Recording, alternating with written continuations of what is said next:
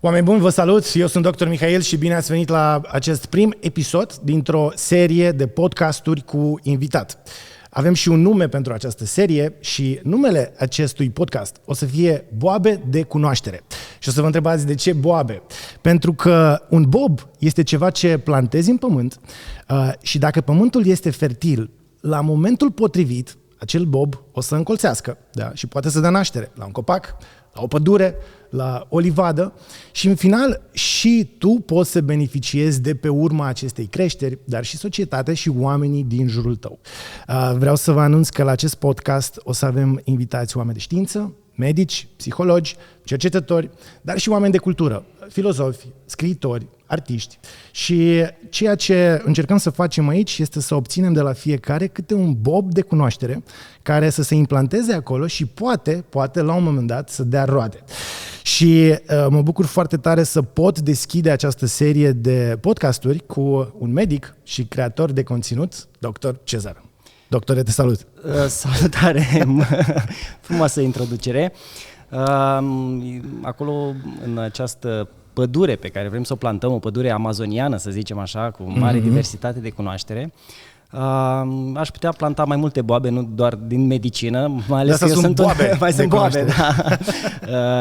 Am zis așa, Dr. Cezar, un cardiolog nonconformist, dar eu sunt și antreprenor și om de business și multă din experiența mea vine din afara medicinei și poate de asta sunt așa mai atipic, să zicem. Da, acum vreau să le zicem și oamenilor de ce am zis sau de ce am decis amândoi să facem acest podcast, pentru că ne-am tot văzut de câteva ori și ultima noastră întâlnire a fost foarte fructuoasă, să zic așa, pentru că am început din argumente și din a ne contrazice pe anumite teme și în final ce mi-a plăcut este că de fiecare dată ajungeam cumva la aceeași concluzie, chiar dacă abordarea era diferită. Pare poate în exterior și oamenii văd că noi poate ne contrazicem pe anumite teme, dar atunci când ne întâlnim cum ar fi de acord, să zicem. Cum ar fi vitamina C. Dom'le, iau sau nu iau vitamina C? Da. Această întrebare, e albă sau neagră, oamenii vor să știe un răspuns simplu pentru că nu au atâta răbdare să vadă detaliile, pentru că până la urmă răspunsul stă în detalii. Când, cum, cantitatea, calitatea, contextul contează mai mult și avem nevoi diferite în momente diferite și atunci în materialele mele eu asta am încercat să detaliez, numai că până la urmă, dom'le, iau sau nu iau? Da. În situații acute, în situații de stres acut, în anticiparea unui stres, un examen, de exemplu, și sunt studii în sensul ăsta, da, e recomandat să luăm vitamina C, pentru că vitamina C e implicată în producerea noradrenalinei. Deci, noradrenalina este un neurotransmisător de stres anticipat. Adrenalina mai mult surpriza, stresul tip surpriză. Așa. Ei, în astfel de situații, că am stat prea mult la soare și am făcut insolație, că am avut o intervenție dentară, că am avut o intervenție chirurgicală, pentru că vitamina C ajută la sinteza colagenului, la vindecarea și repararea vaselor de sânge.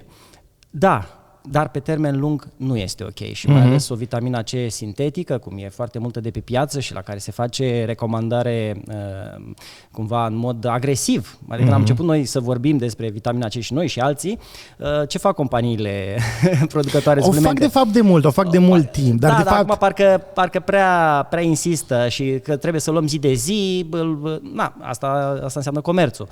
Noi n-am spus niciodată și nici eu, nici tu. Dar tu îți dai seama câtă vânzare ai făcut la vitamina C? Băi, acum, poate pe unii am ajutat, cei care au luat în exces. Vitamina C în exces, excesul e doar pe termen lung. Pe termen scurt crește puțin tranzitul intestinal și dacă ai fost mai constipat, să zicem că te-a ajutat. Dar nu știu dacă a făcut chiar atât de mare gaură în buget, ținând cont că oamenii dau bani pe foarte multe lucruri inutile și dacă ne uităm pe rafturile supermarketurilor, câte lucruri nocive consumă zi de zi, așa încât dacă am mai luat și o cutie de vitamina C pe lună, nu cred că asta e neapărat o problemă. Da, pe termen lung poate afecta imunitatea, excesul de vitamina C, dar sunt persoane carențate. Acum, e soluția ideală să consume alimente bogate în vitamina C și asta am spus întotdeauna. pe moment, în perioadă acută, nu ai cum să mănânci 1 kilogram de kiwi, da? Și atunci te ajută suplimentul. Și atunci din ce perspectivă e bună sau rea? Dacă ne dă gaură în buget și zicem facem o urină scumpă, ca asta se zice, mai nu e chiar așa scumpă vitamina C. Hai să... Eu cred că atunci când vorbim de un supliment trebuie să ne referim trebuie să facem un raport între un potențial risc și beneficiu dovedit. Și dacă ar fi, îmi place Peter Attia care face comparația asta, spune, hai să comparăm, e ca și cum, ce faci? Te apleci în fața unei trotinete să ridici o monedă, sau nu, să ridici o bancnotă de 5 lei, sau te apleci în fața unui tramvai să ridici o bancnotă de $100. Și cred că $100 fiind beneficiu mare, tramvaiul fiind riscul mare la care te expui. Și atunci cred că vitamina C este ca și cum te-ai aplecat în fața unei trotinete, să zicem. Adică riscul este mic, are un profil de siguranță bun, prețul e acceptabil, beneficiul e discutabil. Adică ca să tranșăm și să închidem subiectul ăsta, știu că am tot vorbit la telefon, ca să știți, după ce a postat Dr. Cezar pe social media că când el nu mai răcește pentru că ia vitamina C, și eu absolut în afara acestui context, auzind o reclamă care zice, domne, ca să nu răcească copilul, dă vitamina C preventiv, și am făcut un video în care am zis, băi, nu avem dovezi științifice. De fapt, avem studii care dovedesc zero beneficiu în a lua preventiv vitamina C. Foarte multă lume taguri la mine, dar de ce, doctor Cezar zice asta? Taguri la tine. Și ne-am auzit la telefon și, într-adevăr, în final, din păcate, în această problemă a vitaminei C, nu există studii care să dea dozele potrivite la oamenii potriviți. Adică exact. Și foarte greu să faci asta. E foarte greu să dai dozele potrivite, pentru că cuiva, eu de exemplu, dacă, și asta mai în trecut, acum 7-8 ani, când am început să învăț cum se ia vitamina C și treceam de primul prag și nu eram foarte atent și trecea prima zi și simțeam că mă ia răceala, ajungeam să iau și 10 grame pe zi. Un gram din 3 ore, din 2 în 2 ore. Acum nu mai e nevoie, pentru că eu simt deja înainte să apară primele simptome, am starea, băi, am fost cam surmenat, m-am expus prea tare la frig și am fost poate transpirat, sau a fost cineva din preajmă bolnav și eu îi dau și ajung la 2-3 grame și gata, nu mai am absolut nimic, dar nu doar asta, pentru că iau și vitamina D, iau și zinc, iau și magneziu, iau și potasiu, mult mai disciplinat, să zic, în primele momente, vorbesc de momentul acut. Și nu mai ajung să fiu nevoit să iau 7, 8, 10 grame. Aceste doze, ele trebuie luate incremental în funcție de cât de mult trebuie să activezi sistemul imunitar. Adică și cum îl simți sau cum? Ajungi să simți. De ce? Uite, intră virusul, da? Și virusul captează energia noastră pentru a-și produce proprii antigeni. Proteinele sale, pe matrița sa, consumă din noi energie, consumă resurse, într-o doză proporțională cât de mult a avansat și cât de încet sau lent a răspuns sistemul nostru imunitar, care trebuie să producă anticorpi, care tot proteine sunt, tot energie, da?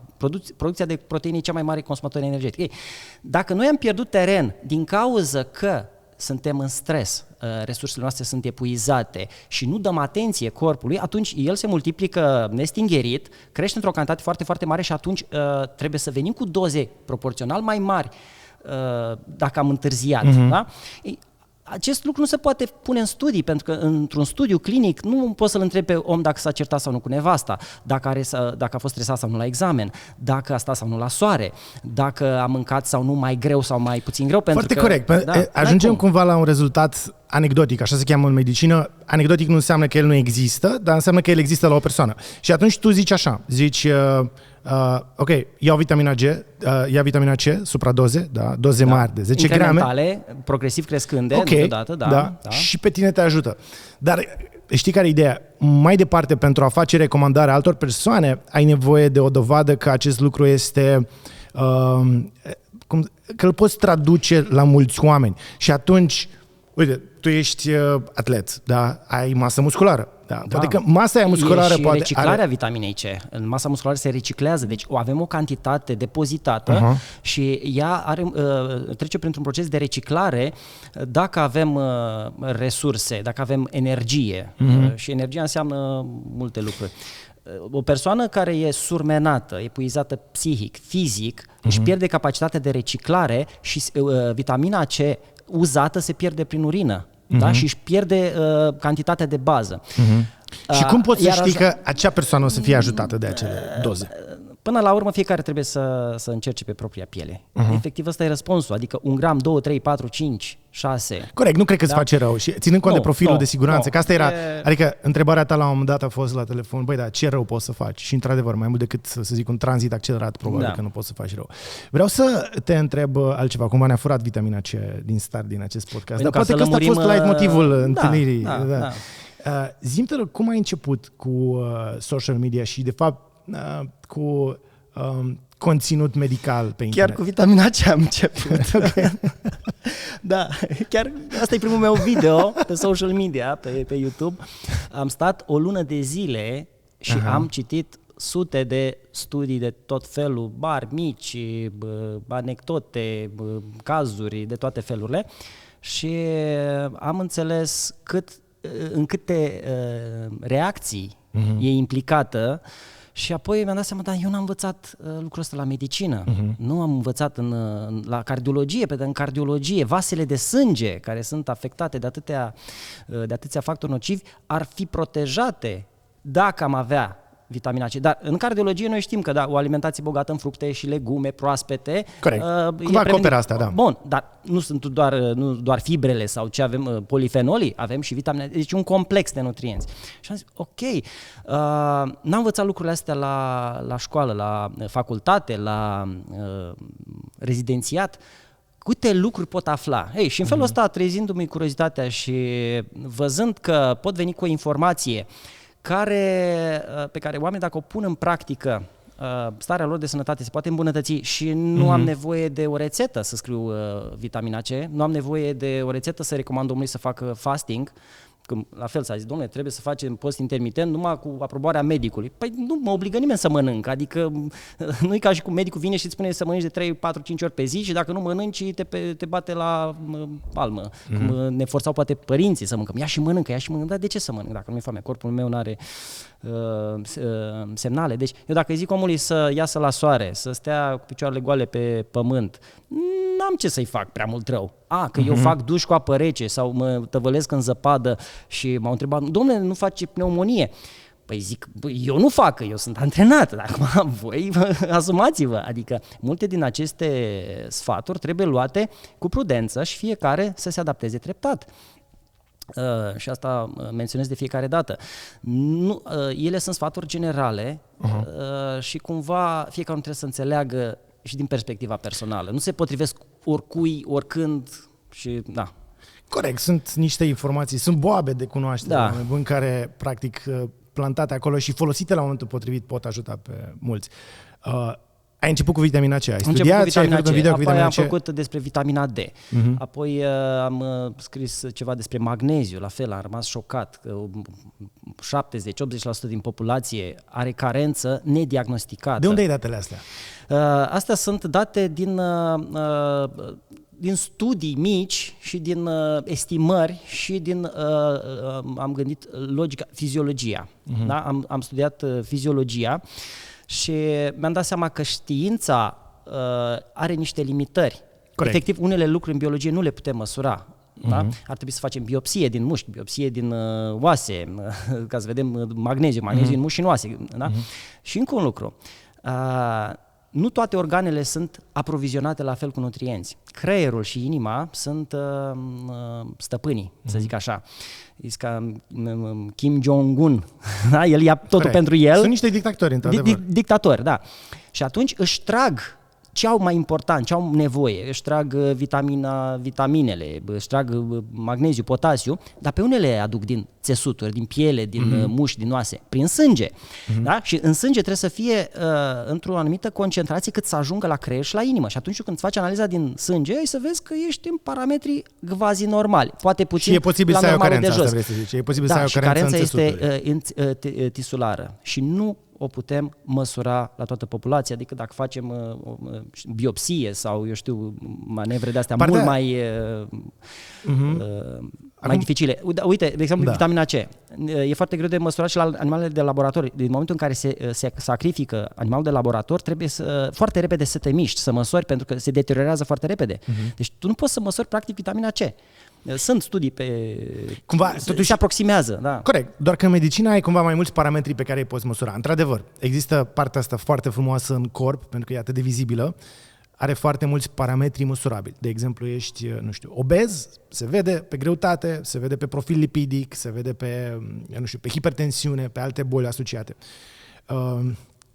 Sunt parametri pe care, într-adevăr, nu îi poți măsura pe sânge, dar atunci poți măsura efectul suplimentării și cumva magneziu, sincer să fiu, să ajungem și la suplimente. Magneziu e un supliment pe care și eu îl iau uneori, pentru că rău nu-ți face, da? Și dacă e ca și cum, din nou, mă simt ca și cum aș pleca să iau o bancnotă de 5 lei în fața unei trotinete, riscul este mic.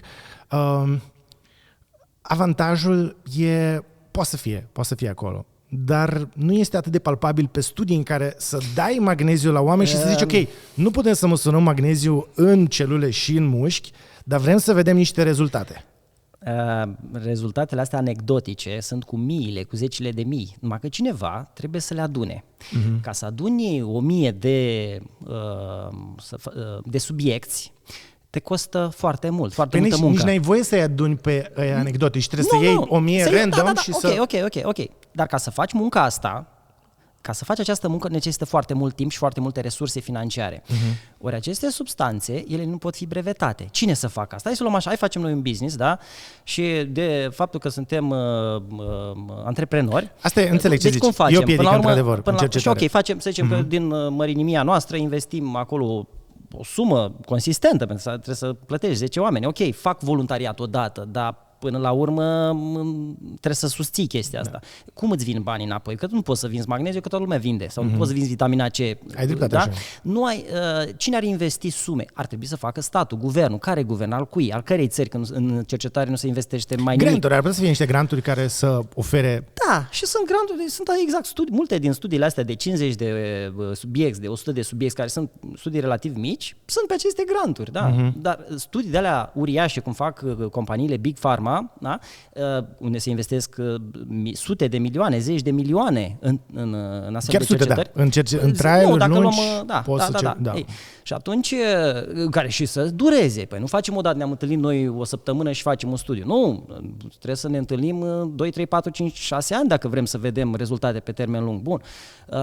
Cine plătește până la urmă? Cine vine cu banii? Producătorul de usturoi nu. Că nu e unul singur. Uite, în zona cafele, că tot vorbeam de cafea și sunt studii pe cafea, păi da, acolo sunt câțiva producători mari de cafea și atunci probabil au interesul să ne arate că 3, 4, 5 cafele pe zi sunt ok. Ceea ce eu nu cred că sunt ok. Chiar dacă studiile lor zic. Da? Eu beau cafea, îmi place cafeaua, beau una, maxim 2 cafele pe zi. Dacă o beau pe a treia, s-a întâmplat, da?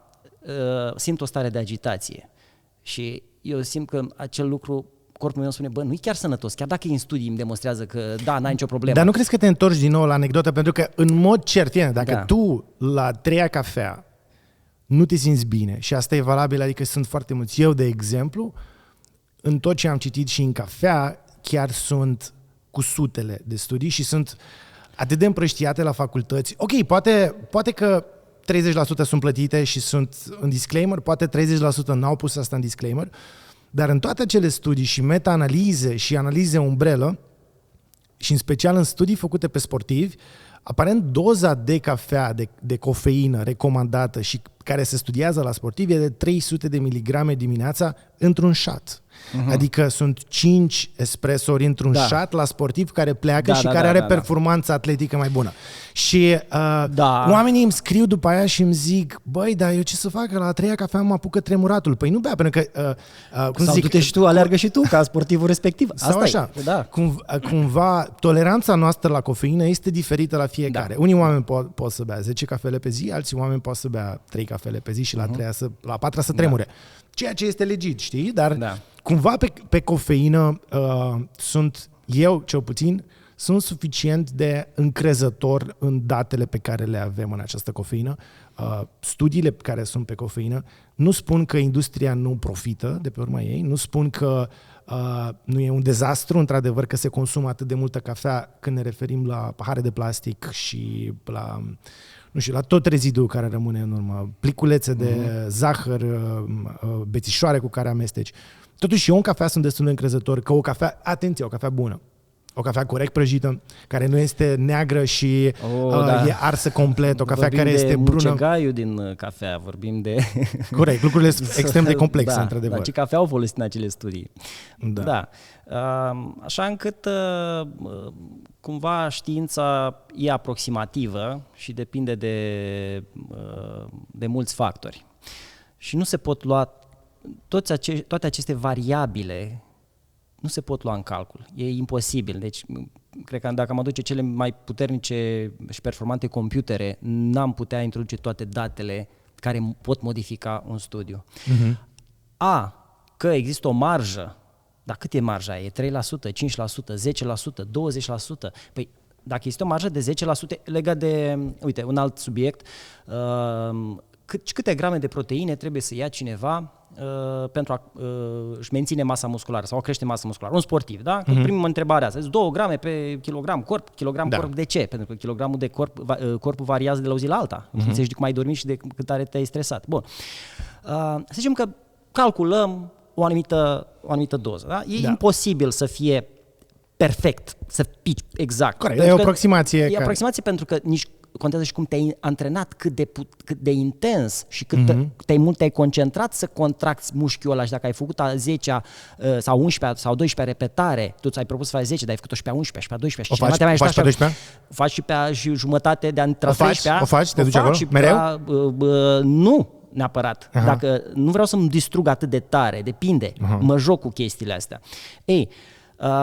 În funcție de cât de intens a fost antrenamentul, cât de mult m-am concentrat, că eu dacă deja mi-a zburat gândul la melodie... Asculți podcasturi sau muzică? Nu. Făceam lucrul ăsta și mi-am dat seama, dar stai puțin, eu trebuie să construiesc ceva aici, niște neurocircuite. Da? Eu dacă între două exerciții eu mă duc cu gândul în altă parte, deja mi-am sabotat antrenamentul. Bun, acum, cât de mult am fost atent sau nu, că până la urmă mușchiul nu e doar friptură fără neuroni.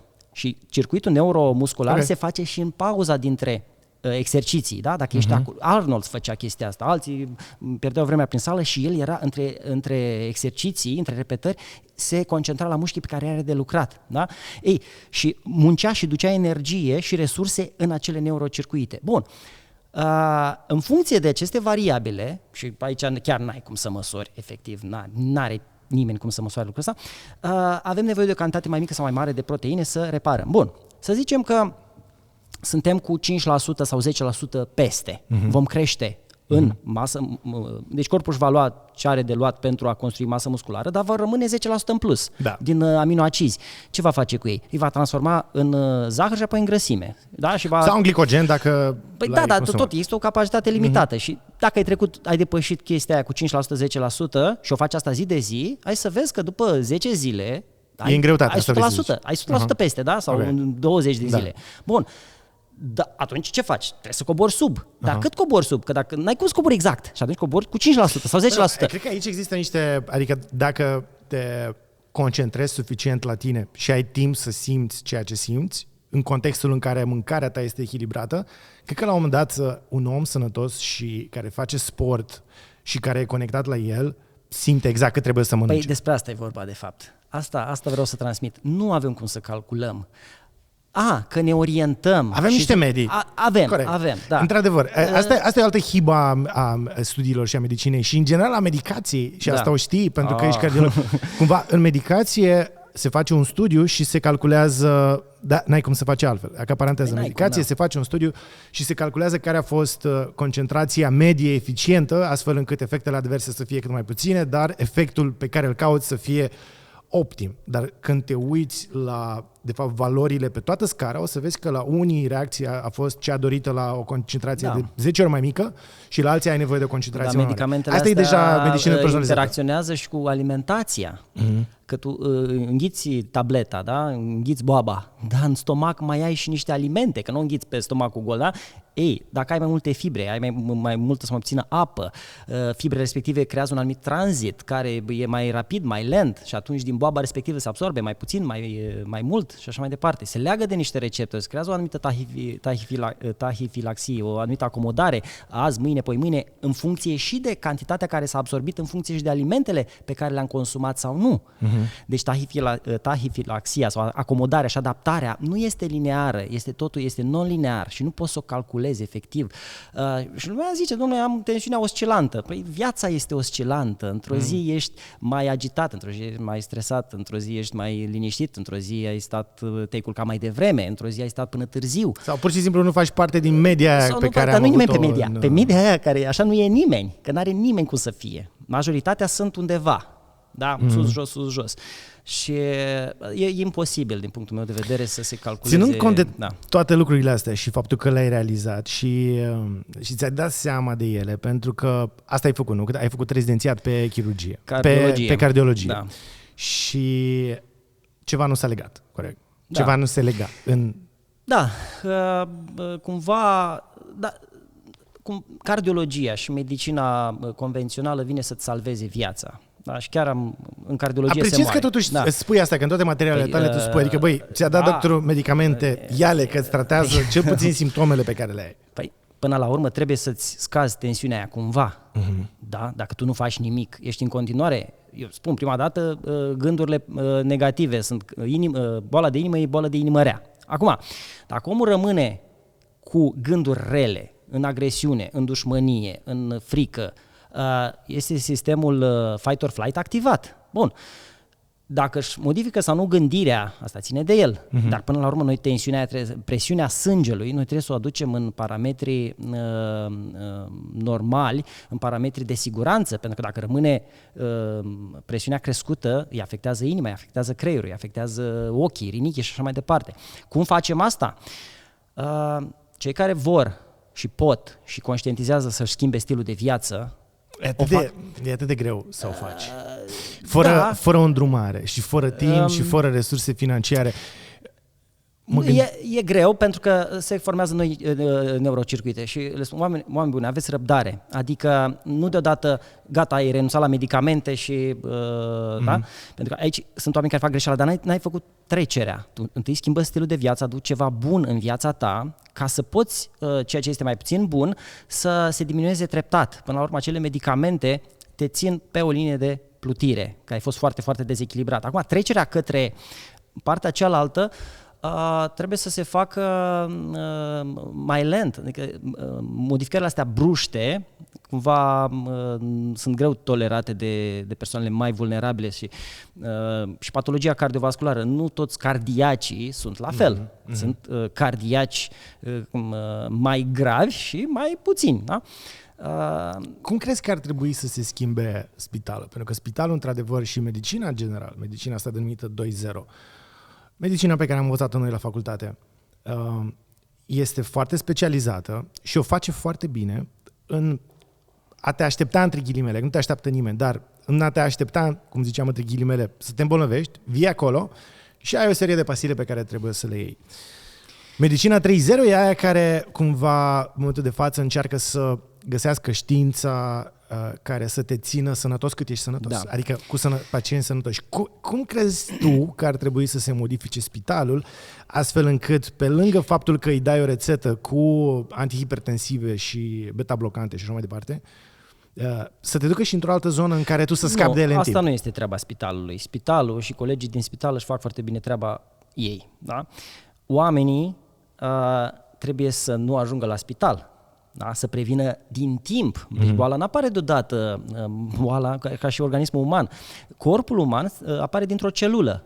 și se dezvoltă. La fel și boala e. N-apare doar te trezești cu tumora sau cu accidentul vascular sau cu infartul. Prima am replica asta de nenumărate ori. Domn doctor, n-am avut nimic niciodată. Știi, el având infart, pacientul. Zic, nu, nene, ai problema de 10, 20, 30 de ani e începută. Da? Doar că n-ai conștientizat-o. Deci spitalul își face treaba lui. Spitalul este medicină de urgență, este medicină de ceas al 12-lea. Bun, dar sunt mulți pacienți care sunt cronici și complet de acord. Colegii își fac treaba foarte bine, există protocoale pe care le urmează. Totuși, vin acești pacienți cronici, da, și faptul că se uită, uite, la doctor Cezar, poate nu le e suficient ca să schimbe stilul de viață. Crezi că ar putea... Hai să o gândim.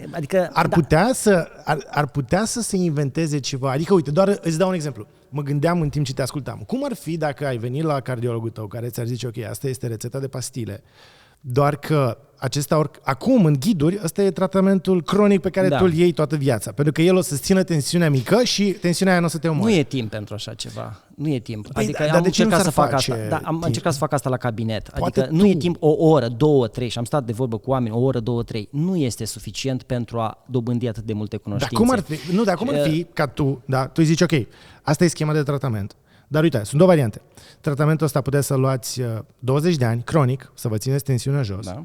Sau putem să ieșim de pe tratamentul ăsta treptat în următoarele 6 luni, dacă intrați la următorul cabinet, unde este un nutriționist care o să vă dea exact pachetul, puteți să-l și comandați, avem serviciu de cantină la spital și vă livrăm exact ce să mâncați. Nu mâncați mai mult. Că am avut cazuri de pacienți cu care discuția era în felul următor.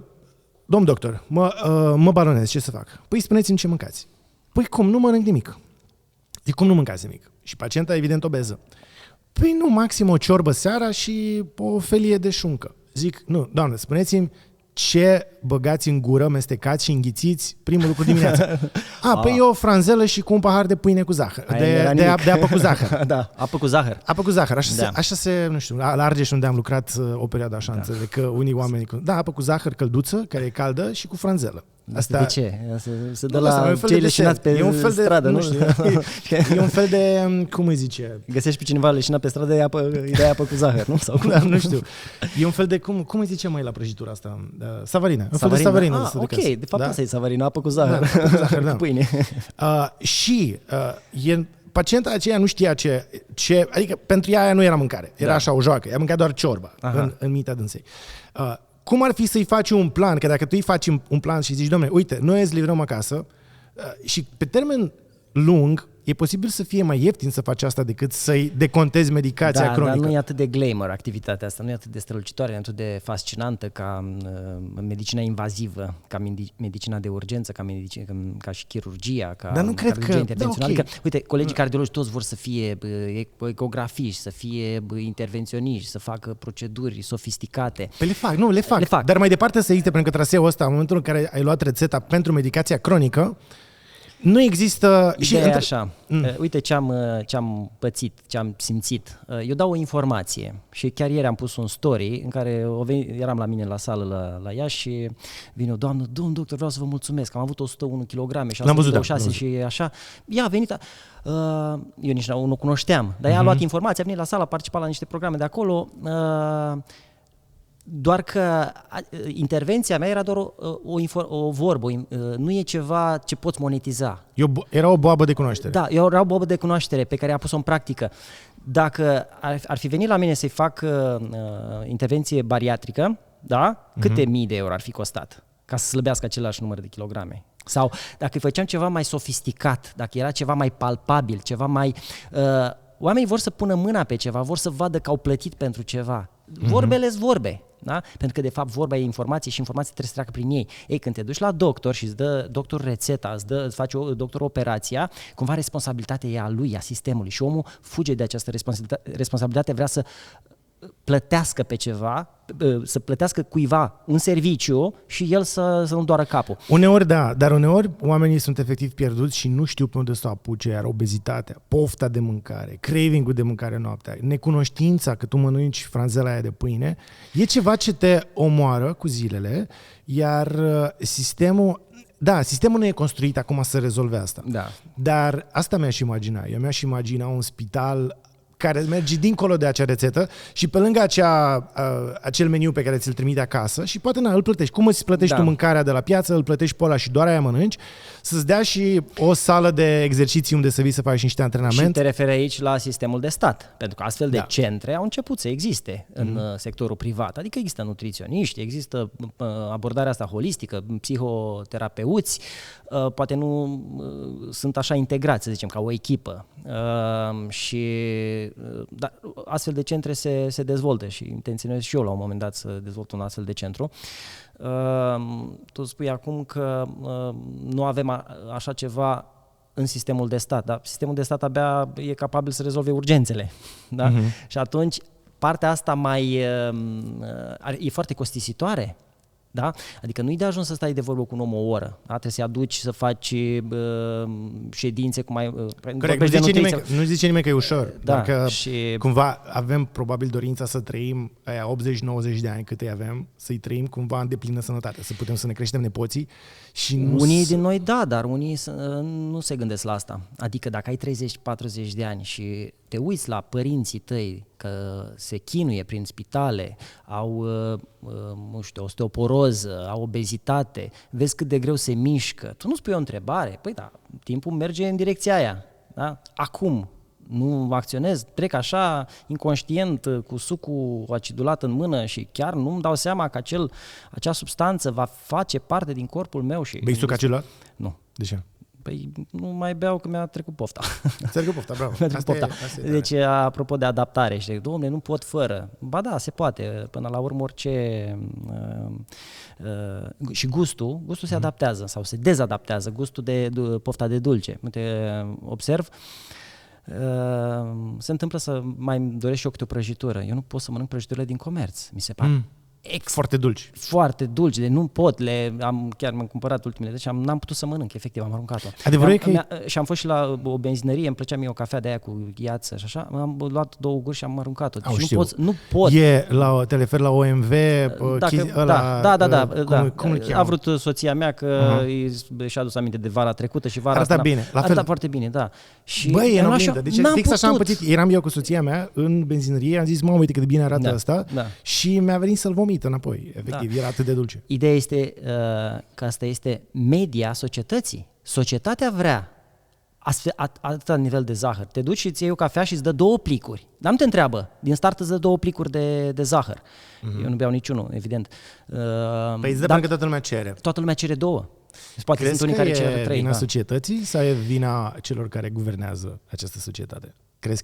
Sau crezi că cei care guvernează s-ar putea implica în aceste reglementări?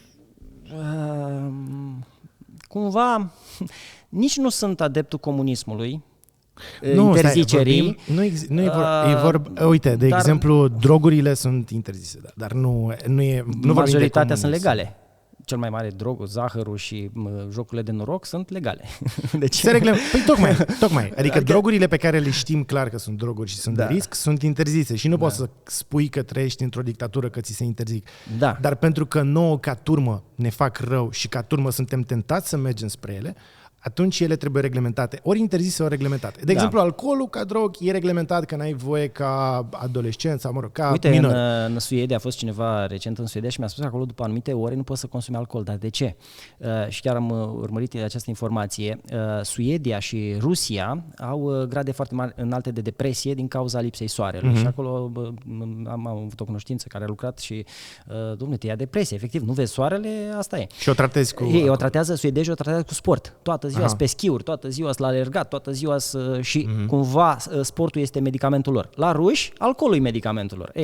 Ca suedezii să nu pățească ce pățesc rușii, pentru că la ruși e înaltă rata de sinucidere, iar suedezii au o rată de sinucidere similară cu restul Europei. Deci, în pofida faptului că au rată mai mare de depresie. Da? Cumva suedezii au reglementat și ce spui tu poate fi util. Poftim, deci au reglementat alcoolul. Au reglementat, da. Dar nu ți se pare, că tocmai ai spus că mâncarea asta procesată este un drog și tocmai pentru că este un drog și este atât de accesibil, unul la mână, este marketat atât de agresiv, este pus în față pe rafturi peste tot și tu ca om care lucrezi toată ziua și nu ai timp să citești... Da, economia e bazată pe chestia asta. Adică dacă am reglementat, s-ar modifica bugetul statului, ar fi foarte afectat. Dar gândește-te cât e influențat bugetul statului negativ prin faptul că acest tip de mâncare creează atât de multe boli cronice pe care tot statul le tratează. Acum, dacă stăm să ne gândim că pensiile, poate pe stat, așa, ca entitate abstractă, că nu știm cine va fi la guvernare peste 10, 20, 30 de ani, cumva poate îl interesează ca să nu se mănânce multă pensie. Știi? Omul să fie productiv până la 50-60 de ani și după aia, probabil, e un avantaj, între ghilimele, ca speranța de viață să nu fie prelungită. Dintr-un anumit punct de vedere. Adică medicina nu. Medicina, din contra, îți prelungește speranța de viață, dar într-o stare de boală. Dar trebuie să-ți dea pensia. Adică toată pensia ta se duce tot în sistem. Da? Cumva. Bine, acum e teoria conspirației. E un pic de conspirație aici. Nu, da, te gândești, de ce atâtea lucruri nocive și de ce nu se reglementează? Zic, dar ele afectează în timp, puțin câte puțin. Bun, dar cred că dacă le pui pe foaie, cred că e mai avantajos să plătești pensie încă 10 ani unui bolnav decât să-i plătești 30 de ani de pensie, decât să-i dai 20 de ani de pensie și tratament compensat și da, să zicem, doar că cine îi dă? Anume cine îi dă? Tratamentul compensat e statul. dat de stat, da. Și statul cine e? Statul suntem noi, adică toți. Dar nu chiar, pentru că banii se duc la niște companii care oferă acele servicii. Ok, statul sau bugetul este al nostru, ar trebui să fie, noi să beneficiem de el. Acel buget se duce pe tratarea unor boli cronice care sunt prevenibile cu simple creșteri de prețuri pentru aceste droguri. Nu zice nimeni să interzici cola sau Pepsi sau Fanta, dar faptul că o cola sau Pepsi sau Fanta sau... Mă rog, când zici cola, să zici Pepsi. Dacă zici cola și ai zis Pepsi, ești acoperit. Eu n-aș folosi deloc numele. Mă abțin să folosesc orice nume, pentru că utilizarea oricărui nume în subconștientul celui care ascultă îi crește triggerul și acum li s-a făcut poftă la toți de cola și de Pepsi, cei care sunt consumatori. Nu, efectiv, chiar i-am spus unui biohacker, vorbea de, hai zicem așa, de KFC, da? Și de McDonald's. Și arăta punga de la KFC spunând cât de rău. Și spunea cât de rău e KFC-ul, că e prăjit în ulei de ăla, că puii sunt crescuți nu știu cum. Și am zis, domnule, dacă vrei să spui că ceva e rău, spune puiul crispy prăjit în ulei dar nu spune brandul, numele, care să știe. Orice reclamă e bună, da? Important e să-i se spună numele. Nu contează în sens pozitiv sau negativ. Cum a fost cu țigările, când s-au interzis. Exact. Și atunci eu de asta evit să folosesc orice nume. Acum, am făcut această excepție. Pentru că, de fapt, pe ei interesează să se audă numele, să vorbească, chiar și în sens negativ. Deci, când s-au interzis țigările, companiile de țigări, ca să-și promoveze produsele. Ca să rămână în subiect, ca să rămână în atenție. Exact, da. Se duceau cu oameni special pregătiți în școli și arătau elevilor că este nesănătos să fumeze, prezentând imagini cu femei frumoase care fumau și ziceau, uite ce rău e asta așa. este foarte rău. Și de fapt mai mulți oameni au început să fumeze ei făcând lucrul ăsta. Ok, hai să nu folosim branduri, dar revenind. Dacă bei, cola, deja le sete la oameni de cola, asta e, dar cola când costă, sau Pepsi, când costă cu 1 leu mai mult sau 2 lei mai mult decât o apă, este mult prea accesibil pentru oameni. Și atunci nu ar trebui noi să cerem, adică uite, noi putem să cerem, de exemplu, interzicerea drogurilor, da? Chiar dacă orice om s-ar putea simți bine consumând prima dată droguri, noi știm că asta are consecințe grave pentru sănătate și suntem de acord cu interzicerea. Ar trebui să ne trezim și să fim conștienți de faptul că, de fapt, asta cred eu, că mingea nu e mereu la noi și dacă aceste produse nocive sunt atât de disponibile, e posibil să cedăm când ne este foame și când avem puțin bani să cumpărăm ceva care e foarte nociv pentru noi. Și atunci să cerem statului să reglementeze aceste lucruri. Da, dar statul ar trebui să vină statul. Mă rog. Această entitate abstractă care nu are granițe bine definite, da? Pentru că se perindă pe acolo tot felul de oameni și nu doar oameni, ci și entități formate din... Că ce înseamnă entități? Înseamnă grupuri. Grupul e diferit de elementele componente. Grupuri politice, grupuri de interese și nu vorbim de România, peste tot. Legea e valabilă, situația asta e valabilă pe tot mapamondo. Pentru că cei care gestionează banul majorității sunt niște oameni, sunt niște grupuri care au cămașa lor e mai aproape de piele decât haina, cum se zice.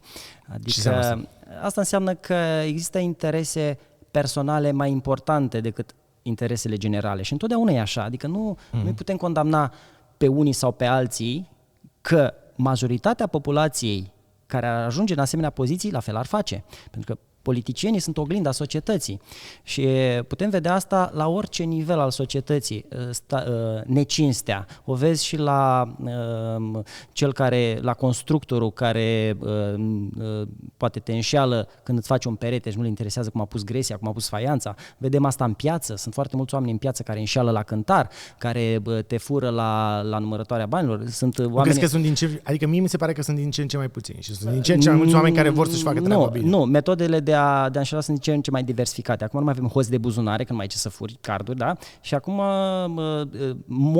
modalitatea de a înșela pe celălalt s-a diversificat. Despre asta vorbim.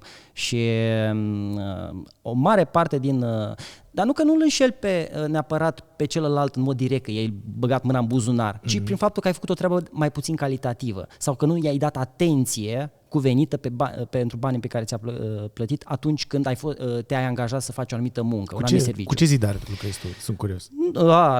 Am lucrat cu mai mulți, în fine, și găseam băutură băgată prin pereți, găseam detalii. Adică am experiență de viață, ca să zic așa, școala vieții și am observat asta peste tot, nici măcar nu mă mai deranjează, pentru că înțeleg că așa este societatea. Când îi văd pe unii pe alții că se plâng, că guvernul nu face, guvernul nu drege, nu avem spitale, nu avem mai... Zic, dar voi, în comunitatea voastră, ia uitați câte gunoaie sunt pe străzi. La un moment dat eu știu că în acel oraș, pe acea stradă s-a măturat. De ce sunt gunoaie pe străzi? De ce cineva și-a bătut joc de munca altuia? Cum își bate joc la nivel micro, la nivel mediu și la nivel înalt e scalabilă chestia asta. O parte din populație este de bun simț, da? 10, 15, 20% poate. Dar restul de 80% ar trebui să se uită mai mult în oglindă. Nu știu dacă sunt 80%. Adică dacă compar, de exemplu, străzile de acum 10 ani și acum 20 de ani, cât mai țin eu minte, și acum 30 de ani, când mi-aduc aminte, adică lucrurile par să meargă într-o direcție bună. Poate mai încet decât ne-am dorit. Nu vorbim de România. Recent am văzut urmăresc o influențăriță care a fost blogger de traveling și Angie, nu știu cum o cheamă, și a făcut un material, chiar săptămâna trecută l-am văzut, spunea, am încetat să mai fac chestia asta pentru că am încurajat turismul și v-am arătat frumusețea locurilor exotice și acum toate sunt pline de gunoaie. Toată planeta e plină de gunoaie. Cine a pus gunoaiele alea acolo? Guvernele? Nu, poate guvernele n-au făcut curat, dar cine a făcut mizerie? Noi toți. Dacă te duci nu știu, oriunde, la un festival, ce mizerie rămâne peste tot. Mizeria aia suntem noi. Mi-e jenă să nu un chiștoc sau ceva. Dacă îmi pică din buzunarul un șervețel, nu am cum să las acolo. Eu am fost la festivaluri la care, după party, lumea rămânea acolo cu niște saci și începea să strângă gunoaie. Și asta, de exemplu, acum 10 ani nu vedeai. Dar acum vezi astfel de lucruri. Și eu cred că acest comportament pozitiv se propagă, îl văd copiii noștri, știi? Și, adică, eu nu m-aș lăsa... Ești mai optimist, să zicem. Da, într-un fel, poate. Nu știu, eu cred că sunt realist, sincer, adică nu știu dacă sunt optimist, cu toate că întârzi la întâlnire. Că dacă întârzi la întâlnire ești prea optimist, știi? Aha. Că eu, de exemplu, știu că trebuie să mă uit la Waze, fac 10 minute până la o adresă. Zic, ce înseamnă? Păi înseamnă că trebuie să plec la fără 10. Și de fapt până mă uit la mașină, și întârzi de fiecare dată. Și întârzi de fiecare dată, da. Posibil, într-adevăr, să fii ești în București, aici se întârzi noi. Da, mă rog, e bine că lucrurile totuși nu țin de optimismul și pesimismul nostru și sper că lucrurile să meargă într-o direcție bună, pentru că... Pentru unii da, pentru unii nu. Da, și inclusiv la nivel de guvern, adică eu susțin lucrul ăsta. Faptul că răspunderea nu este de fiecare dată a pacientului sau a omului care alege de pe raft, ci e cel care lasă acel lucru să stea pe raft. Da. Ai copii, nu? Da. Te duci cu ei la magazin. Da. și nu te sperie Mănâncă mult mai multe lucruri nesănătoase decât mi-aș dori eu, dacă asta e. Dar nu te sperie când intri, adică, poate când nu ești părinte, nu-ți dai seama. Dar când intri în magazin și îți dai seama că acele cereale cu acel maimuțoi care mănâncă calciu și vitamine, e lăsat acolo, că au voie să facă asta când de fapt ăla este gunoi, e carton uscat cu zahăr peste și cu niște vitamine complet inutile adăugate peste.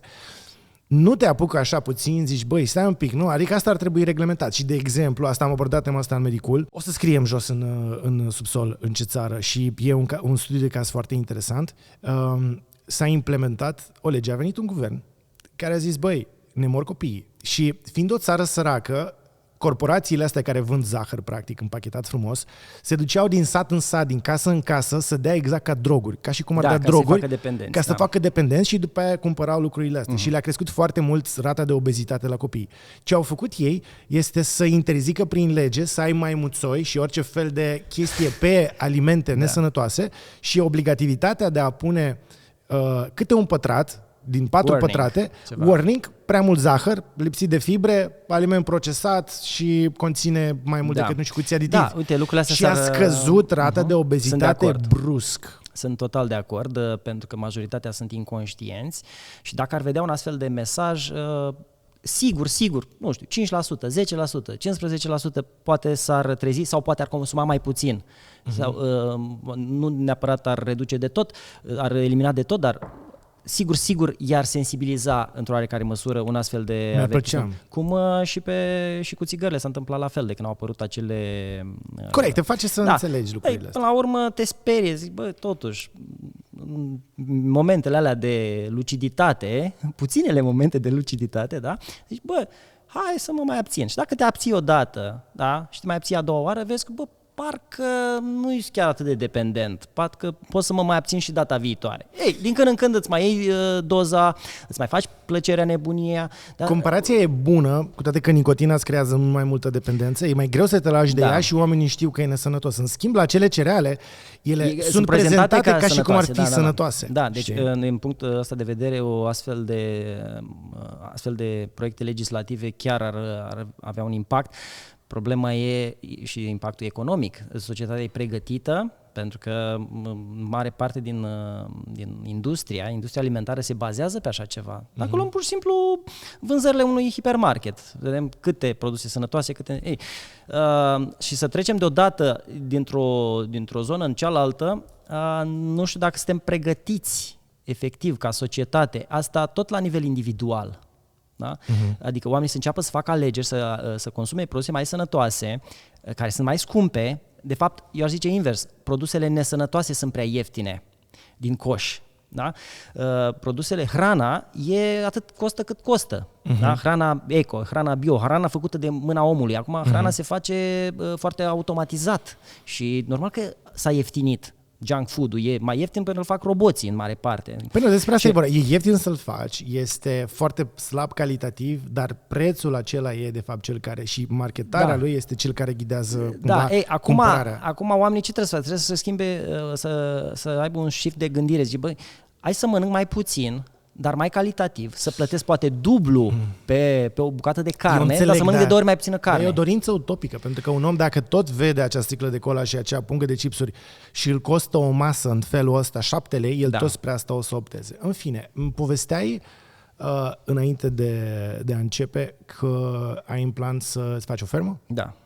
Poți să-mi zici mai multe? Păi mi-am dat seama, întrebându-mă, dom'le, noi ce mai mâncăm? Și oamenii mă întreabă, tot ce recomandați? Zic, nu prea am ce să recomand, adică vreau să... Și în copilărie am muncit la țară și am mâncat din ceea ce produceam, toate tipurile de animale și lapte și plante, legume, fructe, de toate. Și țin minte gustul ăla, adică n-am cum să-l uit. Și mi-e dor. Adică acum te duci în piață, nici în piață nu mai găsești lucrurile alea. Foarte rar, adică trebuie să fii foarte dibaci, foarte pregătit, să știi pe cine, cum, mai ales în periferia pieței, dar și în centru, în zonele alea unde au acaparat intermediarii. E un subiect atât de straniu și nu vreau să fac promovarea la niciun lanț din ăsta de hipermarketuri, dar la un moment dat te simți mai în siguranță la un hipermarket unde măcar nivelul de pesticide nu atinge limita legală. Da, în schimb, în piață nu-ți dai seama, de unde vine. Da, știu asta și de la fratele meu care este medic veterinar și îmi spune, băi, primăvara vin țăranii și cumpără de antibiotice pentru găini. De ce? Sunt bolnave? Nu, așa, preventiv. Dar nu dozate. Probabil o fermă standardizată are acolo niște norme, dar pe cei de pe piața liberă nu îi controlează nimeni, nici n-au cum. Și din punctul ăsta de vedere, da, e mult mai sigur să cumpărăm în momentul de față de la ferme, să zicem, așa ne închipuim, așa ne dorim, probabil așa și este. Acum, având astfel de cunoștințe și gândindu-mă, ok, hrana mea va fi parte din corpul meu în următorii 5, 10, 20, 30, 50, 100 de ani, că așa îmi doresc să depășesc recorduri. Și știi ce? Vreau să te completez. Cumva trebuie să investesc în lucrul ăsta, în hrană. Hrana, culmea, că aveam impresia până de acum, de curând să zic, că hrana e cumva o investiție în viitor, ceea ce este. Dar hrana bună se simte astăzi. Se simte azi, dacă mănânci astăzi ca lumea un mic dejun bun, sănătos, ți-l gândești, îți mănânci cina la o oră potrivită, te simți foarte bine. Când mănânci prostii, te simți ca un gunoi, efectiv. Exact ce mănânci astăzi. Păi așa e și cu sportul. E o investiție pe care o faci acum, dar îți aduce profitul și acum și peste 10 și peste 20-50 de ani. Deci asta, hrana și sportul și mișcare și stilul de viață sănătos e cea mai bună investiție, că investiția de timp. Oamenii zic n-au timp. Păi n-ai timp pentru ce? N-are timp omul de pe patul de moarte, dar cât timp ești în activitate, cât timp încă mai viețuiești, fă-ți timp și investește. Investește în educație, investește să te informezi, investește să te uiți la un podcast. Și să vină omul și să zică, ok, păi da, bine Cezar, mă trezesc la 5, nu văd lumina soarelui când intru pe șantier, lucrez până așa, bag o frânzelă cu parizer, mă întorc la 8 acasă, sunt mort de somn, bag 2 beri și... dar nu trebuie să vezi toate podcasturile cu Mihail sau cu Dr. Cezar sau cu așa. O jumătate de oră, 10 minute, cât ești în mașină și tot ți-a intrat ceva. Okay. Dar tot a intrat acolo informații. Zice, fă un post... O boabă, da. Faci un post intermitent. Azi nu mai mânca. Ok, ești pe șantier, trebuie să muncești, dar poate în weekend, sâmbătă, duminica sau așa, poți să reduci cantitatea sau poți să încerci măcar o dată și ai să vezi că te simți mai ușor, mai bine și ai mai multă energie. Și faci o dată, testezi o dată, faci un experiment. Și ții minte chestia, trebuie să fii și conștient, să fii atent. Am făcut o schimbare, cum am simțit? Păi și vezi că te-ai simțit bine. Ții minte chestia asta, starea asta și data viitoare când... nu știu, peste o săptămână, 2, 3, 5, o lună, când așa, repeți. Și știi la ce să apelezi, la ce soluție să apelezi. Și ai la îndemână acea informație și atunci și mai târziu când vei fi mai dispus. Că nu suntem, toți suntem ocupați, dar nu suntem tot timpul extrem de ocupați. Înseamnă că avem o problemă de time management. Adică, sunt perioade în viața noastră când suntem mai aglomerați și tuturor ni se întâmplă. Nu avem timp să mâncăm sănătos, nu avem timp să... Dar măcar știi la ce să revii. Măcar știi la ce să revii. Adică n-ai cum să fii prăjit așa tot timpul pentru că te grăbești mai repede către sicriu. Efectiv, adică oamenii care se grăbesc, oamenii care n-au timp, își scurtează viața. Cei care vor repede, să crească în business, în finanțe, că acum anul ăsta, că dacă nu accelerăm anul ăsta, nu știu ce se întâmplă. Lasă-ți resurse și pentru 10, 20, 50 de ani. Unde te grăbești, omule? Există un trend acum care se cheamă slow living. Slow living, da, exact. Bucură-te de călătorie și atunci fă-ți timp, o oră, 2, 3. Da? Să te miști, să faci un stretching. Poate muncești poate fizic și n-ai timp de sală. Cu toate că eu am cunoscut oameni care munceau pe șantier, făceau și sală. Pentru că eu cunosc, mi se pare extraordinar. Nu-i tare, adică sau oameni care muncesc am și la mine la Iași, oameni care muncesc la curățenie, deci muncesc fizic și vine cu o oră înainte sau o oră după și face și sală, că el înțelege că una e să dai cu mopul și alta e să lucrezi spatele sau să lucrezi bicepsul, da? Și chiar un băiat, chiar l-am felicitat de multe ori și acum dacă mă vede îl apreciez exact pentru chestia asta, că sunt oameni care muncesc și fizic, dar fac și sală și lucrează să echilibreze și celelalte grupe musculare care probabil în munca lor fizică nu sunt implicate. Și sunt adevărate exemple. Așa că, până la urmă, scuze, găsim. Legat de fermă, să știi că asta e o fantezie de-a mea, sincer să fiu. Și la fermă, da, mă și animale gândeam, și plante. Pentru că... Da, foarte tare. Mă tot gândeam, știi, cândva lumea asta evoluează. Apar din ce în ce mai mulți oameni bogați, care se bucură de bani și de bogăție. Și e un lucru pe care nu poți cumpăra, ăsta e sănătatea. Și cumva mă gândeam, oare în viitor, care o să fie cea mai mare bogăție, să zic, a copiilor noștri? Și de fapt, după ce o să realizăm că aceste cumva bunuri că ne aduc cumva confort, ne aduc o bucurie de plăcere, da. Dar după ce îți dai seama că de fapt, băi, ok, există o limită pe care o atingi și dincolo de limita asta nu mai ai nicio plăcere, ok? Ca și bogăție financiară, cred că cea mai mare bogăție pe care oamenii o să o poată avea, adică cea mai mare bogăție, o să fie fix să ai hrana. Un pământ da. și să-ți cultivi tu hrana ta și nici măcar, știi cum că ziceam, păi, dar gustul ăla de roșie, dar dincolo de gust, inclusiv faptul că tu știi cum se cultivă, că participi la asta. Și o vezi crescând. Și după aia mănânci chestia asta. Da. Este un proces care, cred că procesul ăsta de a cultiva și de a crește propria hrană te satură într-o proporție de 50%. Da. Și după aia restul din ce mănânci. Da, și acest proces, această conectare cu hrana, că tu vezi acolo, vezi deja, vizualizezi cu ochii minții atomii care vor face parte din creierul tău. Cum vizualizezi atomii, Cezar? Îi vizualizezi, pur și simplu. Niște puncte, să zic așa. Bun. Cu ochii minții putem văd ferma acum. Corect. Cum am văzut toate proiectele, tare. Da? Până la urmă, orice pe lumea asta, uite, paharul ăsta, înainte de a exista în forma asta fizică, a fost în mintea unui creator care l-a desenat, s-a gândit la el. Da. Apoi a făcut un plan, a făcut o schiță și a dat mai departe schița, cui l-a făcut în mod practic. Da. Deci, până la urmă, orice există, orice creație pe lumea asta, masa asta, trebuie să o vizualizezi. Apare un gând, apoi o imagine, un plan, un cuvânt, transmiți cuiva, da? Poate nu ăla care a gândit el și execută, dar poți să faci și tu chestia asta, da? Depinde, dacă ești un meșteșugar, un sculptor, da? Vizualizezi prima oară.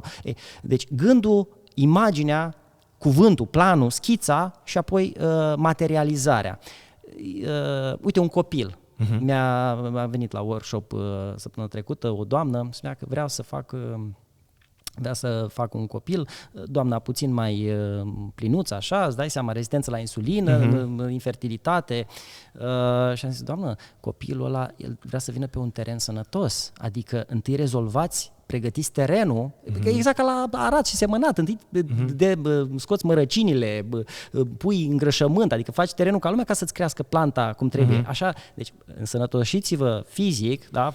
Luați măsurile astea, și puneți această intenție. Copilul meu vreau să fie sănătos, copilul meu vreau să ai imunitatea bună, copilul meu nu trebuie să se dezvolte într-un organism cu rezistență la insulină, pentru că rezistența la insulină afectează toată construcția biologică a acelui embrion. Corect. Și așa mai departe. Dar aveți acest gând. Deci, prima dată e un gând. Acel copil o să-l vedeți în brațe, dar să vă aduceți aminte de discuția asta din momentul în care era doar gând. Apoi imagine, cuvânt și apoi realitate. Deci, cât de important crezi că e ce gândim și mintea noastră? O să ajungem și la spirit și la suflet. Dar ca să etapizăm așa, am vorbit până acum despre corp. Corpul e simplu și sunt lucrurile cumva de la sine înțeles. Cât de important crezi că este mintea în generarea bolii? Cea mai importantă, cu anumite mici excepții, vorbim de accidente, dar dacă chiar și așa unele accidente pot fi atrase da? De gând.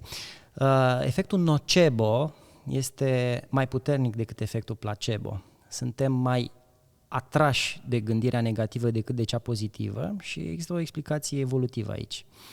Din punct de vedere evolutiv, noi fie suntem pradă, fie prădător. Toate vietățile mănâncă alte vietăți, fie plante, fie animal. Da? Și fiecare vietate luptă pentru propășirea propriului ADN, propriei specii. Dacă ești prădător și mănânci, te bucuri, o zi, 2, 3, cât îți ține de foame. Da? Și după aia îți vezi de viață să mai cauți o altă pradă. Dacă devii pradă însă, linia ta genetică s-a terminat. Noi suntem, toate vietățile, că vorbim de oameni, de girafe, de stejari, de orice, suntem mari câștigători a unui lung șir de loterii ale vieții. Da? Uite, dintr-un stejar, câte ghinde nu cad pe jos? Câte au șansa să devină stejar? Poate una la 1.000.000 sau whatever, da? Ei, acea ghindă, acel stejar care există, el provine dintr-un ADN, dintr-o sămânță care a fost câștigătoare dintr-o loterie, dintre alte milioane de semințe și tot așa și tot așa și tot așa. Și noi, oameni, la fel, la un moment de dragoste, cât spermatozoizi nu există, da? Bun, deci toți cei care trăim suntem mari câștigători a unei loterii cu șanse infime, da? Bun, dar stând tot timpul cu sabia lui Damocles deasupra capului, știind că putem deveni pradă, această frică și această emoție negativă și gândul negativ e de intensitate mult, mult mai mare decât gândul pozitiv. Da? Corect. Deci are o implicare, pentru că ține de sistemul fight or flight. Prima regulă a vieții este să nu mori. Prima grijă când te-ai trezit dimineața este să treci peste zi în siguranță. Siguranța, da? Evitarea morții. Cele mai mari frici sunt frica de moarte, frica de abandon, frica de critică, frica de singurătate, frica de pierderea de sărăcie, frica de pierderea libertății. Deci sunt câteva frici de astea care au un impact și o descărcare de neurotransmițători mult mai puternică decât hormonii fericirii. Ce vreau să zic? Hormonii fericirii, din punct de vedere biologic, sunt mai complexi, mai greu de efectuat și se încep să crească după ce s-a făcut baza. Cei mai simpli hormoni sunt adrenalina, deci epinefrina, adrenalina, noradrenalina, dopamina. Dopamina e de acțiune, de craving, de să faci, să cauți plăcerea, să eviți durerea. Prima dată, asta este baza. Peste ei, din ei se construiesc hormonii mai complexi. De-aia oxitocina, hormonul iubirii, e o substanță biologic arată mult mai complex și te gândești, băi, ca să aduni toți atomii aia în această construcție necesită mai multe resurse. Deci necesită mai multă energie, deci trebuie să fii la un nivel energetic mai înalt. Dacă noi suntem în fight or flight, în luptă sau fugi și tot timpul producem adrenalină, substanțele astea, nu avem suficientă energie să-i producem pe cei de fericire. Da? Deci prima etapă a vieții, prima grijă să nu mori. Corect. După ce ai intrat în safety zone, trebuie să mănânci și tu ceva, să devii prădător, da? Să-ți pui burta la cale. După ce ți-ai pus burta la cale și ți-ai asigurat resursele, abia după aia e bucuria, dragostea și propășirea speciei. Da? Fear, food, fuck. Frica, foamea, furnicătura. Asta este ordinea. Și în felul ăsta se produc substanțele și hormonii. Bun. Deci, cumva, grija și stresul și gândirea negativă are un impact mai mare. Problema, mă rog, noi oamenii cumva am rezolvat chestia asta, nu ne mai mănâncă șarpele, nu mai, uite, stăm în casă. Păi, înainte orice păianjen te înțepa, puteai să te îmbolnăvești dacă dormeai în colibă. Și ce interesant e că am rezolvat problemele exterioare, da. Dar anxietatea a rămas. Păi da, pentru că noi am transferat fricile le-am dat altă semnificație. Adică acum frica e că vine criza. Vine criza, crește prețul la energie, crește prețul la combustibil, salariul vine inflația și tot așa. Și aceste semnale ne sunt, interacționăm cu aceste semnale și cumva ele tot la frica de moarte ajung. Păi n-o să, da? În subconștient. Okay. Când de fapt, dacă stăm să ne gândim bine, bă, nu murim din asta. România câte resurse are de hrană, câte sate sunt părăsite. Și eu am zis, bă, oameni buni, hai să ne întoarcem, stați în blocurile astea, în garsonierele astea, vă vindeți timpul când nevoile de bază abia vi le asigurați. Mâncați o mâncare proastă, stați în trafic câte o oră în poluare, ca să ce? Dar poți oare să te întorci într-un sat și să-ți asiguri toată mâncarea și toată nevoia de a exemplu, mulți oameni lucrează online, să zicem, da? Și câștigă destul de mult, 1000 de euro. Și lucrează online. Ar putea să stea la câțiva kilometri mai mult să zicem, și să vină din când în când și pentru team building și pentru meeting-uri și așa. Tu tot îmi promovezi ferma asta ta, înțeleg. Nu a mea, eu vreau să... Hai să ne facem amândoi. Deci ai zis că vizualizezi ferma. Vreau și eu să vizualizez ferma mea lângă ferma ta. Și o să vizualizez să fac mai multe Putem crește și smochine. La un moment dat, la cât de cald e acum... Ar fi combinație să facem, adică să ne împărțim, frate. Adică tu faci smochine, eu fac dovlecei, eu fac castraveți. Și va fi nevoie roșii. Și cumva o nouă societate care trăiește pe principii, care cunoaște aceste principii sănătoase și își valorifică altfel timpul. Și pune preț mai mult pe hrană, pe sport, pe natură. Băi, să stai cu picioarele goale în grădina ta. Cumva e cea mai mare bogăție. Mă întreba care e bogăția. Până la urmă tot la asta ne întoarcem. Și în vacanță când te duci, da? Te duci să stai cu picioarele goale în Zanzibar pe plajă. Ok, cât poți să stai pe plajă? Păi te plictisești. Am călătorit. Am fost destul de norocos în viața asta și am avut această oportunitate. Până la urmă tot cu fundul pe un șezlong, stai tot la o mare albastră, că e albastră, că e verde, te uiți, tot sub un palmier, tot ce faci până la urmă? Tot un cocktail bei. Boring după 10-20 de zile. Vezi și aia. Și foarte multă lume care n-a văzut își dorește și visează. Dar până la urmă, când ai acces la aceste plăceri, da? Tot la nevoile de bază, că până la urmă fericirea e în corp, da? În stare de bine, dacă ai mâncat ceva sănătos și te simți bine, degeaba ai cheltuit milioane de euro pe tot felul de excursii sau chestii excentrice, sau 10.000 de euro, da? Dacă acolo ai mâncat cartofi prăjiți și peștele la bun ți l-a făcut în ulei de nu știu care. Și am văzut asta la restaurante, adică cu ștaife, unde am fost, e foarte greu să mănânci sănătos. Se gătește foarte nociv din neștiință, nu că nu și-ar permite. Adică să văd de la un restaurant cu ștaif, să văd un ulei de măsline extra virgin, dacă tot costă masa. Cum este? Deci, câte stele ștaif aveți aici? Mamă, este restaurant cu 2 stele dar nu ștaif. știu, nu. Și la restaurante cu pretenții sau hoteluri cu pretenții la care dai nu știu cât pe o cameră, la micul dejun îți aduce ouă cu cifra 3, da? Ouă de-astea, crescute în baterie. Zic, adu măcar un ou bio, da? Dar lumea nu știe ce să ceară. Care e rolul minții în generarea bolii? Deci mintea. Și dacă ai putea să reversezi boala. Exact așa. În primul rând trebuie să fim conștienți că gândirea negativă ne atrage ca un magnet, pentru că sunt pattern-uri de bază. Suntem predispuși. Deci, deci înseamnă că o persoană care gândește negativ are anxietate, cumva trebuie să înțeleagă că așa e construit. Așa. Acum, această gândire negativă ne duce și activează fight or flight. Cortizol, aldosteron, crește tensiunea, crește frecvența cardiacă, epuizează resursele, avem carențe de nutrienți, afectează digestia. Deci gândirea negativă afectează digestia, pentru că digestia necesită foarte multă energie. Afectează imunitatea. Da, și dacă nu avem digestia bună, atunci nu avem cum să atragem în corpul nostru resursele cu care corpul poate funcționa. Bun. Atunci, în primul rând să observăm. Asta este principala măsură și aș schimba modul în care ne adresăm unii altora. După prima interacțiune, ce mai faci? Mai faci? Da? Cum te simți? Dacă ești destul de apropiat. Și atunci cumva conștientizezi, cum mă simt totuși? Poți să zici bine, zici așa, ce mai faci bine, cum te simți bine? De ce nu m-ai întrebat cum mă simt când ai venit? Pentru că asta nu poți să o întrebi din prima. Pentru că trebuia să am, în primul rând, ce mai faci. Adică e o chestie exteriorul, după aia, cum te simți în corp. Deci, da? Adică trebuie să trec de prima barieră, ce mai faci? Ce fac? Mă duc, vin, fac un podcast, uite, cu băieții aici. E mai intim cum te simți, știi? Și atunci poți să o faci după ce ai creat o anumită relație de apropiere. Nu poți să mergi pe toată, să te întâlnești cu cineva care nu l-ai văzut de 5 ani. Cum te simți? Ce mai faci?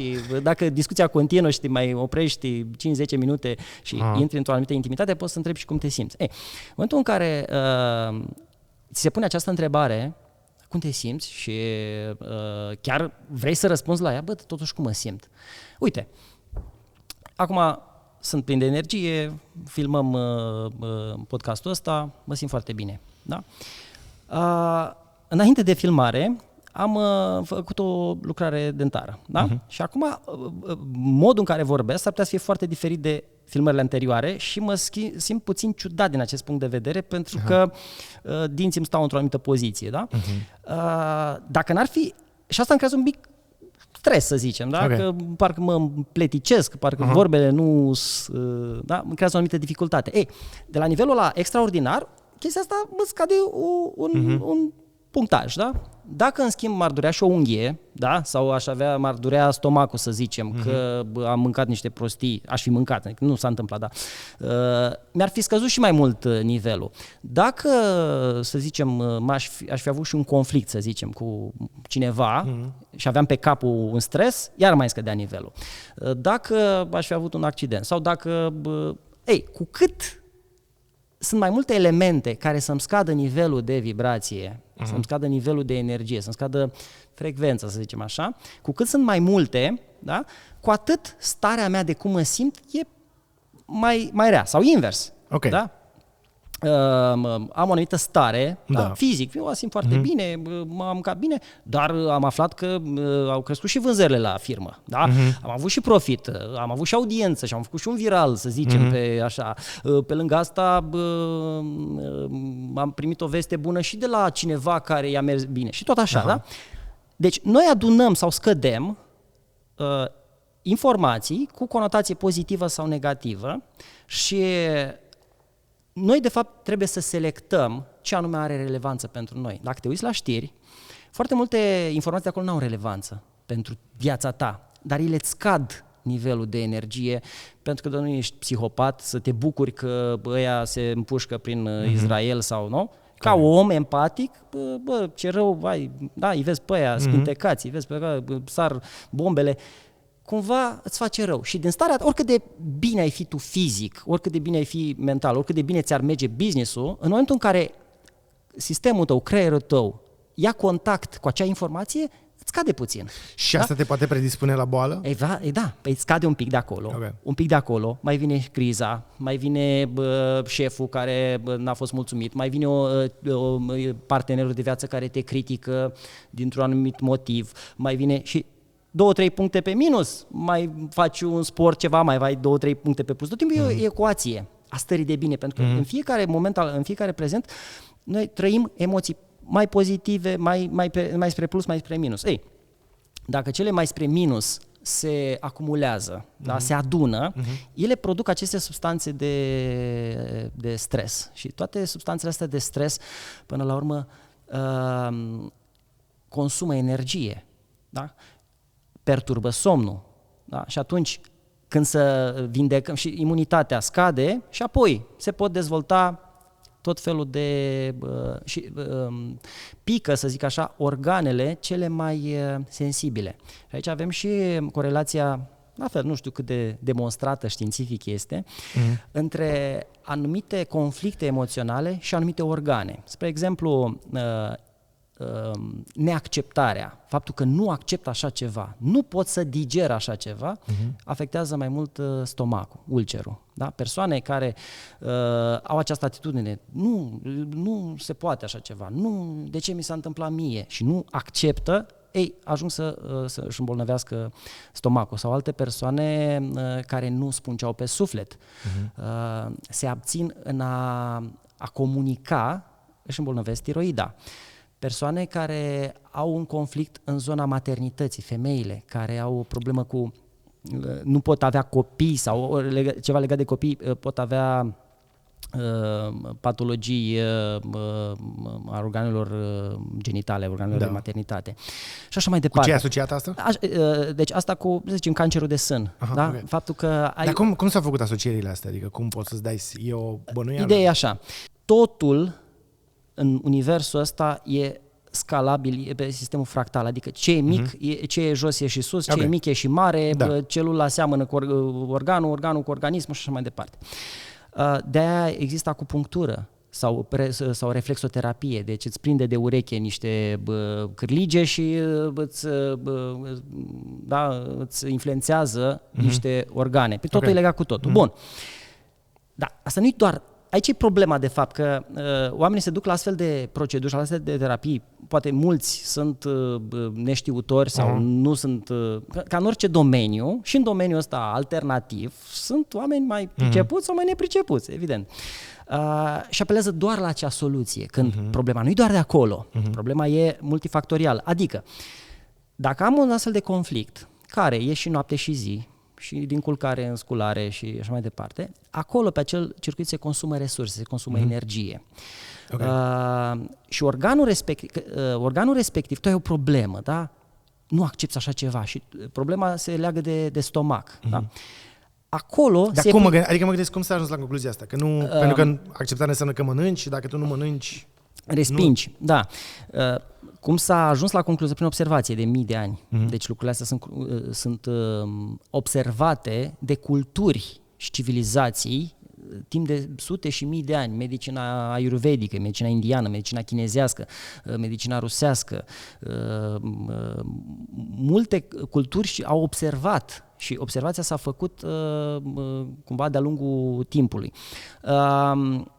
Și s-au văzut aceste asocieri. N-aveam neapărat cunoștințe, care e legătura. Acum, dacă stăm să o gândim așa fiziopatologic și știm deja că, uite, sistemul digestiv e conectat cu creierul. Deci mai multe fibre aferente de la sistemul digestiv către creier există decât invers, da? Da. Deci cumva, și știm că inima are propriul său sistem nervos, ceea ce nu se știa poate acum, nu știu, 50 de ani sau...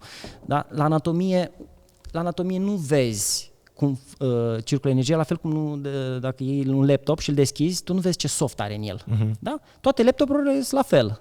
Numai că modul în care sunt conectate anumite porțiuni din laptopul respectiv sau din organismul respectiv, asta poate nu se poate vedea anatomic. Crezi că corpul nostru e un fel de hardware și software-ul ar fi mintea sau sufletul? Acum nu știu dacă e o separare netă între suflet și minte. Cumva mintea, ar fi, că m-am gândit și eu la asta. Da. Mintea e cumva ce gândești acum, adică mintea înseamnă că ți-e frică, ai conflict, ai nu știu ce, e mintea asta. Dar e și conștientă și subconștientă. În mintea noastră se succed tone de idei, de informații, de o fracțiune, nici nu le poți prinde din zbor. Dar orice semnal de genul ăsta se conectează cu hipotalamusul, cu hipofiza și determină mai departe pe sistem de domino în corp secreția unor substanțe, unor hormoni. Da? Un gând rău, o chestie așa de o secundă, el nu rămâne blocat. El în corp deja determină producția de adrenalină, să zicem, sau de cortizol. Chiar dacă e o fărâmă de secundă. Crezi că pacienții ar trebui să fie abordați și din punctul ăsta de vedere? Adică musai. să vezi... E musai. Și cum să faci asta? Adică cum poți să faci... Vorbind cu ei mai mult? Da, dar nu doar ca unică soluție. Că aici, de-aia trecem, eu nu sunt adeptul extremelor. Cei care apelează doar la astfel de... Uite, am un caz. Da? Și să vezi abordarea. Mă sună cineva pentru să vorbesc cu o prietenă de-a ei, cancer de stomac. Și o întreb am zis, cancer de stomac, neacceptare. Dar o întreb pe prietena asta mea, zi mai multe despre persoana în cauză. Zice, ea e terapeut, face terapii de astea alternative și taică-s-o a avut cancer de stomac și n-a reușit să-l salveze. Zic, opa, ea, făcând terapii alternative, da, cumva a încercat să-l salveze pe taică-su și nu l-a lăsat să facă chimioterapie, nu l-a lăsat să facă, să apeleze la procedurile convenționale, încercând ea să-i aplice terapiile ei. Da? Da. N-a reușit. Da? Și cumva corelația, să zicem așa, e că n-a acceptat faptul că n-a reușit, ea care știa de toate. Bun, și n-a putut să accepte că nu l-a salvat pe taică-su. Ce am spus? Tu nu ai cum să-l salvezi tu din exterior pe taică-tu dacă taică-tu nu crede și nu-și activează el mecanismele de vindecare. Adică acea credință interioară care, acel efect placebo, și el a rămas mai mult pe nocebo. El cumva a externalizat responsabilitatea. Băi, mă las pe mâna lui fiică mea că știe mai bine, nu fac terapiile... Crezi că ar fi funcționat terapia alternativă pentru un cancer gastric? Funcționează doar dacă, acum depinde cât de avansat, cât de pentru la urmă, și procesul de vindecare, cu cât e mai avansată boala, cu atât procesul de vindecare e mai anevoios, dar între timp boala ea acționează și pe alte căi, da? Deci cumva poți să oprești sau dacă tăvălugul e prea mare, nu mai ai cum din perspectiva asta, sau depinde, totul e un depinde, da? Sunt foarte multe vindecări miraculoase, dar asta ce înseamnă? Foarte multă credință care de fapt activează sistemul imunitar și trimite energie, gândul respectiv e conectat cu partea pozitivă a vieții, dorința, pofta de viață, asta trebuie trezit, pofta de viață. Dar dacă acea persoană, ok, și activează pofta de viață, vrea să trăiască, dar trăiește în același mediu, da? Familia e toată posacă, posomorâtă, își face planurile de mormântare, cumva vine semnalul din partea slaltă, care o trage puțin în jos. Da? Deci, într-un mediu ideal, acea persoană atât de puternic ar trebui să fie mental, da? Încât crezi că poți să vindeci un cancer doar cu puterea minții? Da, clar. Dar sunt atâtea... Dar depinde de cancer și de care, cât de avansat e, cât de... Și astea sunt... De exemplu, informația asta, dacă o tai și o pui în social media doar așa tăiată, există riscul ca unii oameni care sunt programați pentru operație, pentru gastrectomie, pentru chimioterapie, să zică, băi, nu mai fac asta și mă duc doar să mă tratez pe cale spirituală. Ideea este așa. Ori, din păcate, chiar dacă există anecdote care s-au vindecat așa, există enorm mai multe anecdote care, uite, cum a fost tatăl pacientei sau prietenei de care vorbeai, s-a pierdut, care se pierd pentru că nu se duc la medicina convențională. De acord, dar acea persoană nu și-a luat responsabilitatea vindecării. Mulțumesc, Doamne, că m-ai vindecat. Credința ta te-a vindecat, pentru că doar credința activează hormonii din corpul persoanei. N-are cum cineva din exterior să-i activeze lui neurotransmițătorii și hormonii. E o discuție atât de complicată, ar trebui un alt, probabil, podcast. Pentru că cancerul, de fapt, este o bucată de carne, concret, care crește fără să mai fie guvernată de hormonii de creierul tău. Da, e o carne care crește... Și atunci, singurul mod în care îmi imaginez că acel cancer ar putea să fie topit este, într-adevăr, atacat de propria imunitate. Problema la cancer e, și de asta sunt cancere care se tratează ușor și sunt operate, faci chimioterapie și te-ai vindecat complet, și cancere care nu se pot vindeca, cum ar fi, de exemplu, cancerul pancreatic. E mult mai agresiv. E agresiv de ce? E agresiv pentru că are capacitatea să se modifice imediat cum apare o celulă imună împotriva lui. Și inclusiv tratamentele de imunoterapie. Imunoterapia ce înseamnă? Înseamnă să targetezi cumva, să modifici compoziția cancerului pe care îl ai, astfel încât el să fie recunoscut de propria ta imunitate. Cancerul se îmbracă într-o mantie invizibilă ca imunitatea să nu vadă. Cancerul pancreatic, în momentul în care tu l-ai îmbrăcat cu ceva, dacă zicem să presupunem că vrem să-l colorăm în roșu. Îl colorăm în roșu și învățăm celulele imune să atace celulele colorate în roșu. Cancerul pancreatic a doua zi se va recolora în galben și corpul nu o să-l mai recunoască. Și atunci mă întreb cum în anumite tipuri de cancer ai putea, orice ai face cu imunitatea, să faci prin credință, indiferent că te ajută sau că te rogi la Dumnezeu, cum poți să ghidezi imunitatea? Până la urmă, și orice procedură, orice terapie se face cu consimțământul informat. Până la urmă, cel în cauză este cel în măsură să aleagă. Pentru că el trebuie să știe câtă credință are sau necredință. Dar trebuie să știe. Sunt oameni care se duc și se roagă, dar ei nu cred. Cumva. Dar mai multă frică. Cuiva să recurgă doar la asta? Nu, în niciun caz. Și majorității nu aș recomanda. De ce? Pentru că majoritatea societății e la un nivel de vibrație în zona fricilor, mai mult decât în zona speranței. Pur și simplu, asta e statistica realizată de David Hawkins, care a scris Putere versus Forță și Harta Conștiinței. Chiar poate pui pe ecran să vadă lumea despre ce vorbim.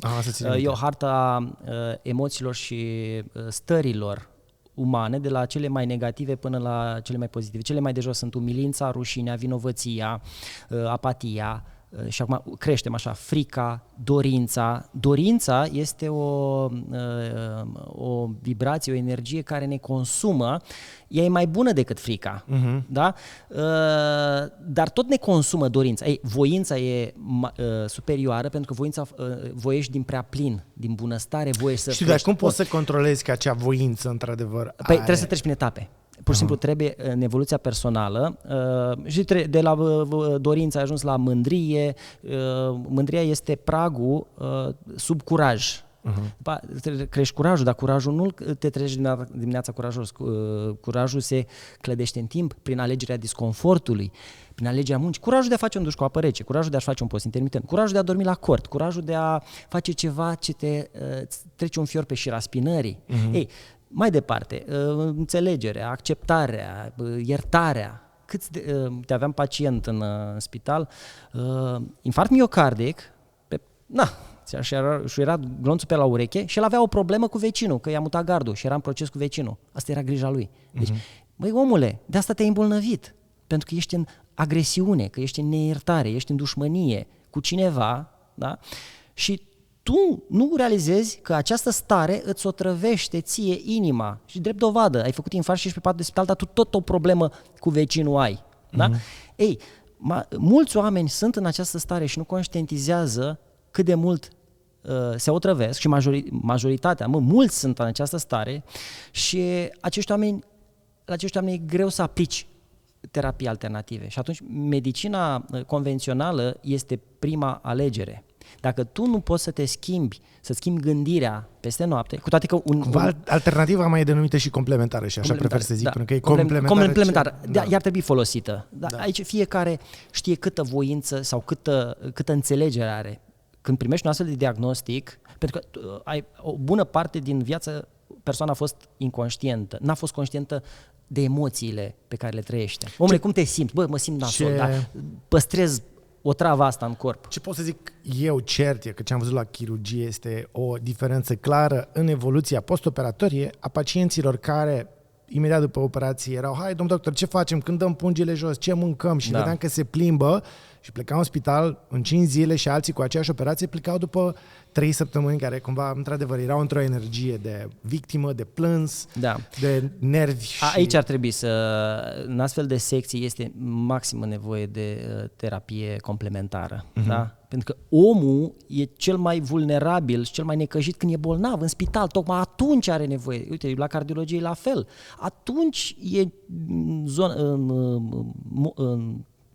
să zic așa, în stare de energie cea mai joasă. Pe lângă problemele care le avea dinainte, acum are și o boală, eventual fatală. Da? Și aici, cumva, ar trebui să fie ajutați măcar să treacă cât de cât hopul respectiv. Cumva, aceste terapii, ele sunt complementare, ar trebui acum, cine? Statul sau spitalul de stat sau spitalul privat? Cine? Nu știu că există tentative în lume de a face institute de terapii complementare, tocmai ca să ai măcar un oarecare control și să nu lași cumva șarlatani sau oameni care nu se pricep să intre acolo și să facă mai rău. Păi, problema e că, ca în orice domeniu și în astfel de domenii... E o știință, ar trebui să fie o știință. Vreau să te întreb de generația Z. Cumva eu am o foarte mare speranță în această generație. Pentru că... În toată generația? Sau doar anumiți reprezentanți? În majoritatea, pentru că e generația care este cea mai conectată la tehnologie. Da.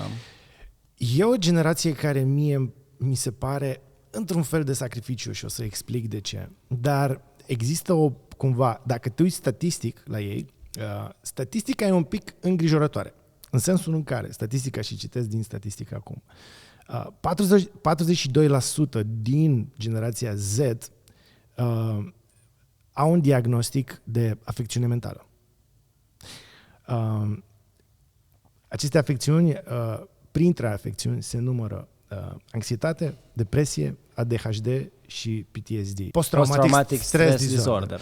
Da. Deci, o afecțiune cauzată de stres și traumă.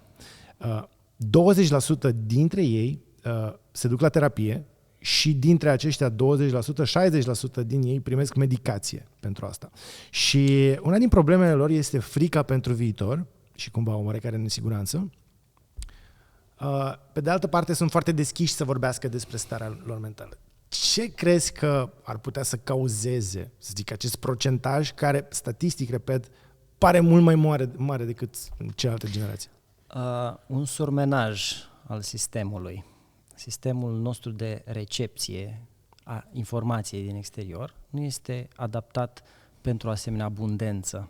Orice bit de informație, orice imagine, orice sunet, orice gust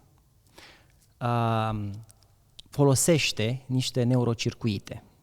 În trecut, acum părinții noștri, bunicii noștri, noi, da, vedeam o pădure, un câmp.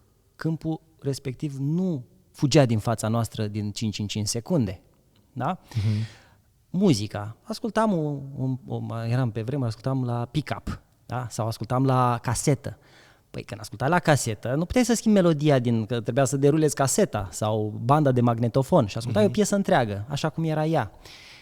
În momentul de față, noi toți, că noi facem parte din această generație, suntem bombardați la o cantitate de informații de 10-100 de ori pe minut care se modifică, zic și eu 110, n-am măsurat, dar gândim logic, te uiți la televizor la emisiune și vezi că din 5 în 5 secunde se schimbă frame-ul, se schimbă cadrul.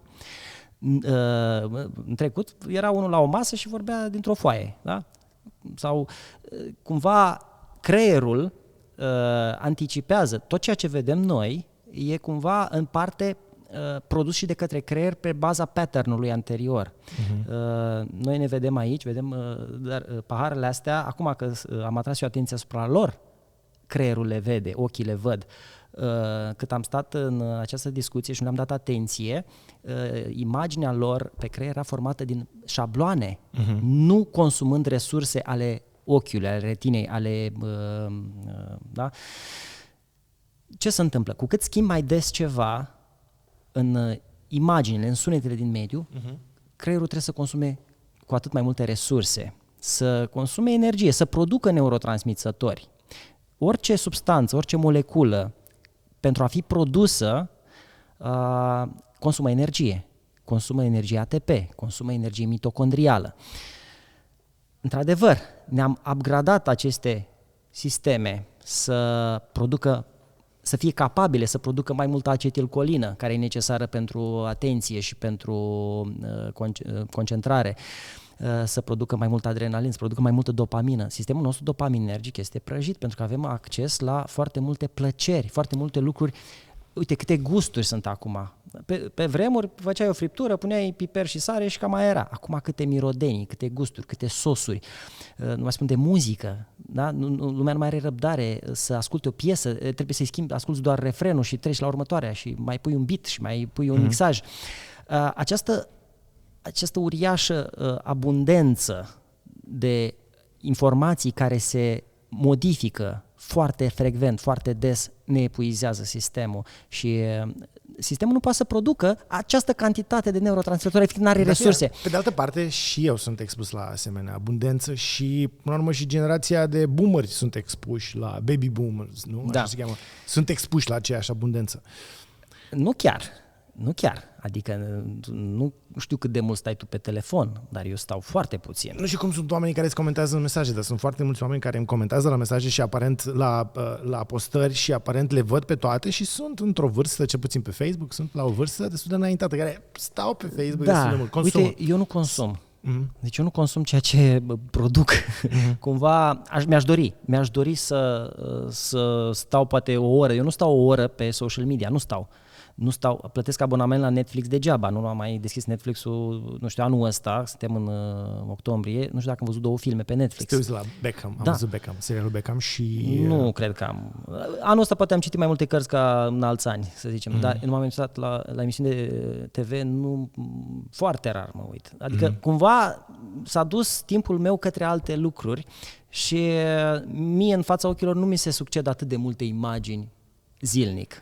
Da? Adică stau pe un material, eventual stau pe o carte sau pe ceva și sistemul meu nu e atât de bulversat. Mă tot gândesc la chestia asta, pentru că statistica asta tot îți iese în față. O văd în știri și o văd în titluri de ziare, în special în publicațiile de afară. Un aspect care e foarte des neglijat, care mi se pare foarte important, este că fix această generație sunt cei care sunt mult mai dispuși să vorbească despre problemele lor emoționale. Și mă fac paralela cu următorul lucru. Mă uitam la un podcast rusesc cu un psihoterapeut, cu un psihiatru, care povestea cum era materia în manualele, în tratatele de psihiatrie în Uniunea Sovietică, pe vremea comunismului. Depresia, în manualul de psihiatrie, pe timpul comunismului, era definită într-o jumătate de pagină ca fiind o boală a burjoaziei și a bogăției, a oamenilor care n-au ce să facă cu timpul lor, iar poporul rus, în momentul în care simte un pic de tristețe care se apropie de depresie, muncește și dansează, bea un pic și după aia își revine. Și atunci părinții noștri, neînțelegând ce este starea aia de tristețe, pentru că și doamna de 60 de ani care ne comentează în comentarii și care spune, băi, eu nu am cum să-mi tratez, cum pot să nu mai mănânc atât, e posibil să-și vindece, să-și trateze acea depresie cu mâncare multă. Iar ea nu e deprimată. Iar dacă vorbești cu părinții noștri, ce puțin maică mea, și zice, băi, ce e depresia asta? Eu pe vremea voastră am dat copii și lucram. N-au avut timp și n-au știut că chestia asta există. Și uite, un număr mare de boli, că de asta am vorbit și despre minte care duce la boală și această anxietate. Avem nevoie de probleme pe care să le rezolvăm. Când problemele noastre sunt rezolvate, tot ce înseamnă această abundență de resurse și cumva acest extra confort. Da? Pentru că acum nici măcar nu trebuie să te bați capul cum să gătești, pentru că ai chemat curierul rapid cu cutia pătrată în spate și ți-a livrat hrana sub nas. Nici măcar nu te interesează ce e acolo, că aia face parte din corpul tău, în fine. Și atunci, când nu trebuie să muncești, nu mai trebuie să muncești. Ideea nu este, ce vreau să zic este că faptul că în manualul de psihiatrie ți se spunea că depresia e boala bogaților, du-te și muncește, și tu nu erai educat să vorbești despre ceea ce simți, părea că depresia și anxietatea nu există. Dar în momentul în care, adică, uite, și tu ai zis, prima întrebare este ce faci, a doua este cum te simți. Oamenii fac asta din ce în ce mai des. Ei au curajul să întrebe, zică, băi, cum te simți? Și văd și pe alții care spun. Pentru că, știi care e ideea, dacă sincer să fiu, dacă eu sunt anxios astăzi sau sunt într-o, nu știu, ceartă conjugală, whatever, și sunt low și tu să mă întrebi ce simt, să știi că eu, sincer să fiu, nu o să zic ce simt. Trebuie să fii foarte apropiat de tine ca să zic. Corect, dar nu trebuie să zici mie. Știi care e ideea? Măcar tu și mă gândesc la o persoană care i-aș zice eu confortabil că, băi, astăzi sunt cam deprimat și nu mă simt bine și poate mi-ar trebui ceva ajutor, băi, nu mă recunosc în asta. Dar ce e mișto, și asta mă gândesc, că oamenii ăștia, adică generația Z, au cumva curajul și asumarea să zică, băi, nu stau bine emoțional, știi? Și mă gândesc, adică, știi ce? De asta zic că mi se pare că e generația de sacrificiu, pentru că noi am pornit dintr-o depresie necunoscută și complet negată. Iar ei sunt aici unde zic, ok, hai să o recunoaștem, ceva e fucked up, trebuie să facem ceva. Și cred că copiii lor, știi, sau cel puțin copiii noștri care o să intre în contact cu ei, o să fie niște oameni poate mai conștienți. Nivelul de conștientizare e în creștere, pentru că avem acces la informații. Oricât ai fi de leneș, să zic așa, informația tot intră. Gândul gândit nu poate fi răzgândit. Deci, cumva, îl vezi pe ăla care recunoaște, bă, am o problemă, înseamnă că nu-i fi eu singurul, hai să recunosc și eu. Când am spus că ar fi bine să punem această întrebare, cum te simți, nu neapărat ca să primim noi răspunsul, ci ca acea persoană să se gândească la această întrebare. Bă, totuși cum mă simt? Să fii și pregătită. Adică dacă eu întreb pe maică mea cum se simte, cred că îi fac mai mult rău, sincer. Deci dacă o întreb cum se simte... Așa deodată, dacă... Dar nu, ascultă-mă, deci maică mea, atenție, deci am făcut deseori greșeala asta în interviuri, când ziceam ceva de maică mea și după aia și eu la fel. Scandal și eu la fel, nu mai zi. Deci, maică mea, persoană, e o femeie extraordinară și nu blafez, adică jur. Adică felul în care ne-a crescut, educația pe care ne-a dat-o, dar pe ea nimeni n-a învățat-o să vorbească despre cum se simte și de asta e un mușchi care nu este exersat, știi? Exact. De-abia noi ne dăm seama că, băi, am cam putea să vorbim despre asta. Orice este nou creează fricțiune, pentru că e frica de necunoscut. Când e ceva nou, prima dată e precauția. Băi, intru sau nu în zona asta nouă, știi? Până afli că e ok, până construiești niște neurocircuite și pui niște muncă în treaba asta și crești familiaritatea, durează. Această această fricțiune față de orice nou. Când începi să conduci mașina, să înveți să conduci, te simți inconfortabil sau public speaking sau frică. Okay, orice e nou e awkward, așa, e ciudat, e doar că poți greu. să înveți o persoană de 50 de ani să conducă, dar o persoană care are 50 de ani și n-a învățat să vorbească despre emoțiile și sentimentele ei, fără dorința ei, care nu știu de ce ar putea poate să vină, nu într-o lună, dar poate în 10 ani, să... de la 50 la 60, poate încerc e de timp. Și nu e nicio șansă. Fii atent, mai am câteva întrebări pentru tine. Ce vici ai tu? Și mai exact ce vicii ai despre care de care... Da. Aș fi tentat să zic vicii de care ți-e rușine. Dar știu că rușinea e cumva explicat. Da, dar nu la rușinea mă refer. Zic, băi, viciile alea pe care le faci, de zici, bă, dar mai bine să nu vadă lumea că fac asta. Băi, am și zis că fumez 1-2-3 țigări eventual. Ok. Pe zi sau? Uite, de ieri și alaltă n-am fumat, nici azi. Okay. Da? Țigări pe vechi? Din tutun, da. Pe vechi. Păi da, deci așa. Vechi. Dar nu neapărat că ar fi rele. De ce nu încerci să vapezi? Nu, păi e mult mai rău, din punctul meu de vedere. Tutunul și orice viciu de care zicem noi, alcoolul, tutunul sau așa, nu sunt neapărat doar rele. Nimic nu este bun sau rău în sine. Contează calitatea, cantitatea, frecvența, contextul. Nu cred că oamenii au fumat... Sper că nu o să zici că contează calitatea tutunului pe care Evident, contează. Da. Și mi-aș dori să găsesc un tutun bio. Păi da, facem un podcast despre asta. Dar tutunul, tu când îl arzi, ok, e face 6.000 de substanțe. Ok, așa și? Am ficat, am glutatión, am antioxidanți, fac high intensity interval training, dar fac nu respirație. poți compara, asta e subiect de altă discuție și pregătim oricum, probabil că o să facem la un moment dat, Ștefan, un documentar pe care vrem să-l facem despre vape, pentru că întrebarea noastră este, cum e posibil ca FDA și cele mai mari, nu știu, instituții care reglementează și care cercetează și cele mai mari institute din lume care în momentul de față iau un vape și zic, ok, glicerină și propilenglicol se încălzește la 100 de grade Celsius, îl punem în pipetă, ne uităm la ce are și luăm fucking țigară și ne uităm la ce există în țigara aia. Nu mă refer la țigara... Nu contează, ok, nu, tutun ars. Când îmi fac fermă, și fac eu îți dai seama cât de puțin, mult mai puțin nocivă e asta. Problema vape-urilor este că fiind frecvența și fiind aromatizate, cu arome, fiind ușor de făcut, l-ai scos, l-ai tras, l-ai băgat în școală, e o poartă de acces a tinerilor înspre a fuma. Adică asta e singura problemă a vape-urilor. Și de asta ele cumva încep să fie reglementate.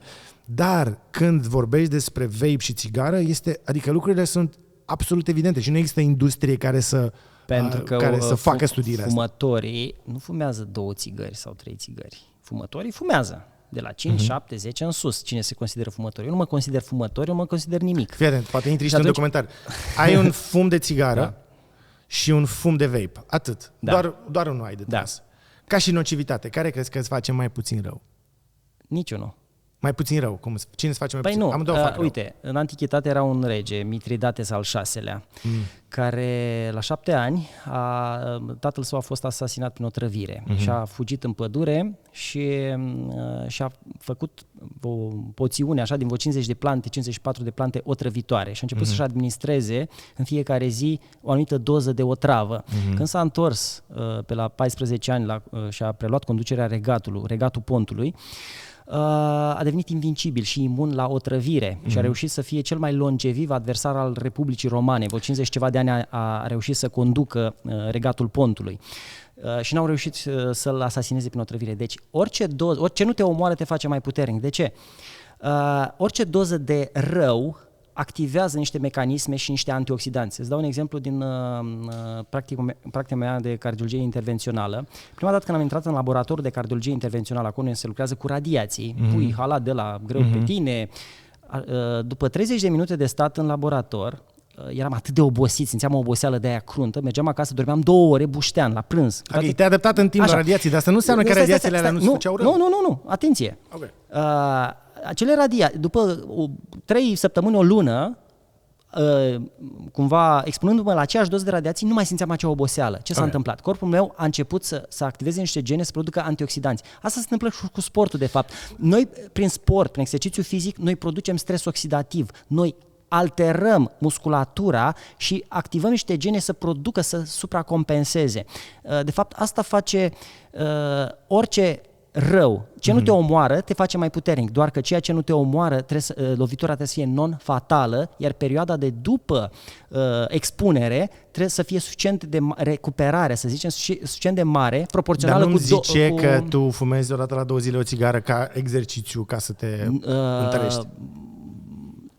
Pentru beneficiile nicotinei, de care vorbește și Dave Asprey. Chiar vorbește un gram de nicotină pe zi. Poți să iei cu spray.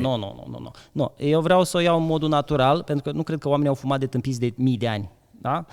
Fumatul, tutunul a fost... multe lucruri de tâmpiți. Au fumat și au așa în scop ritualic, da, au avut alte semnificații.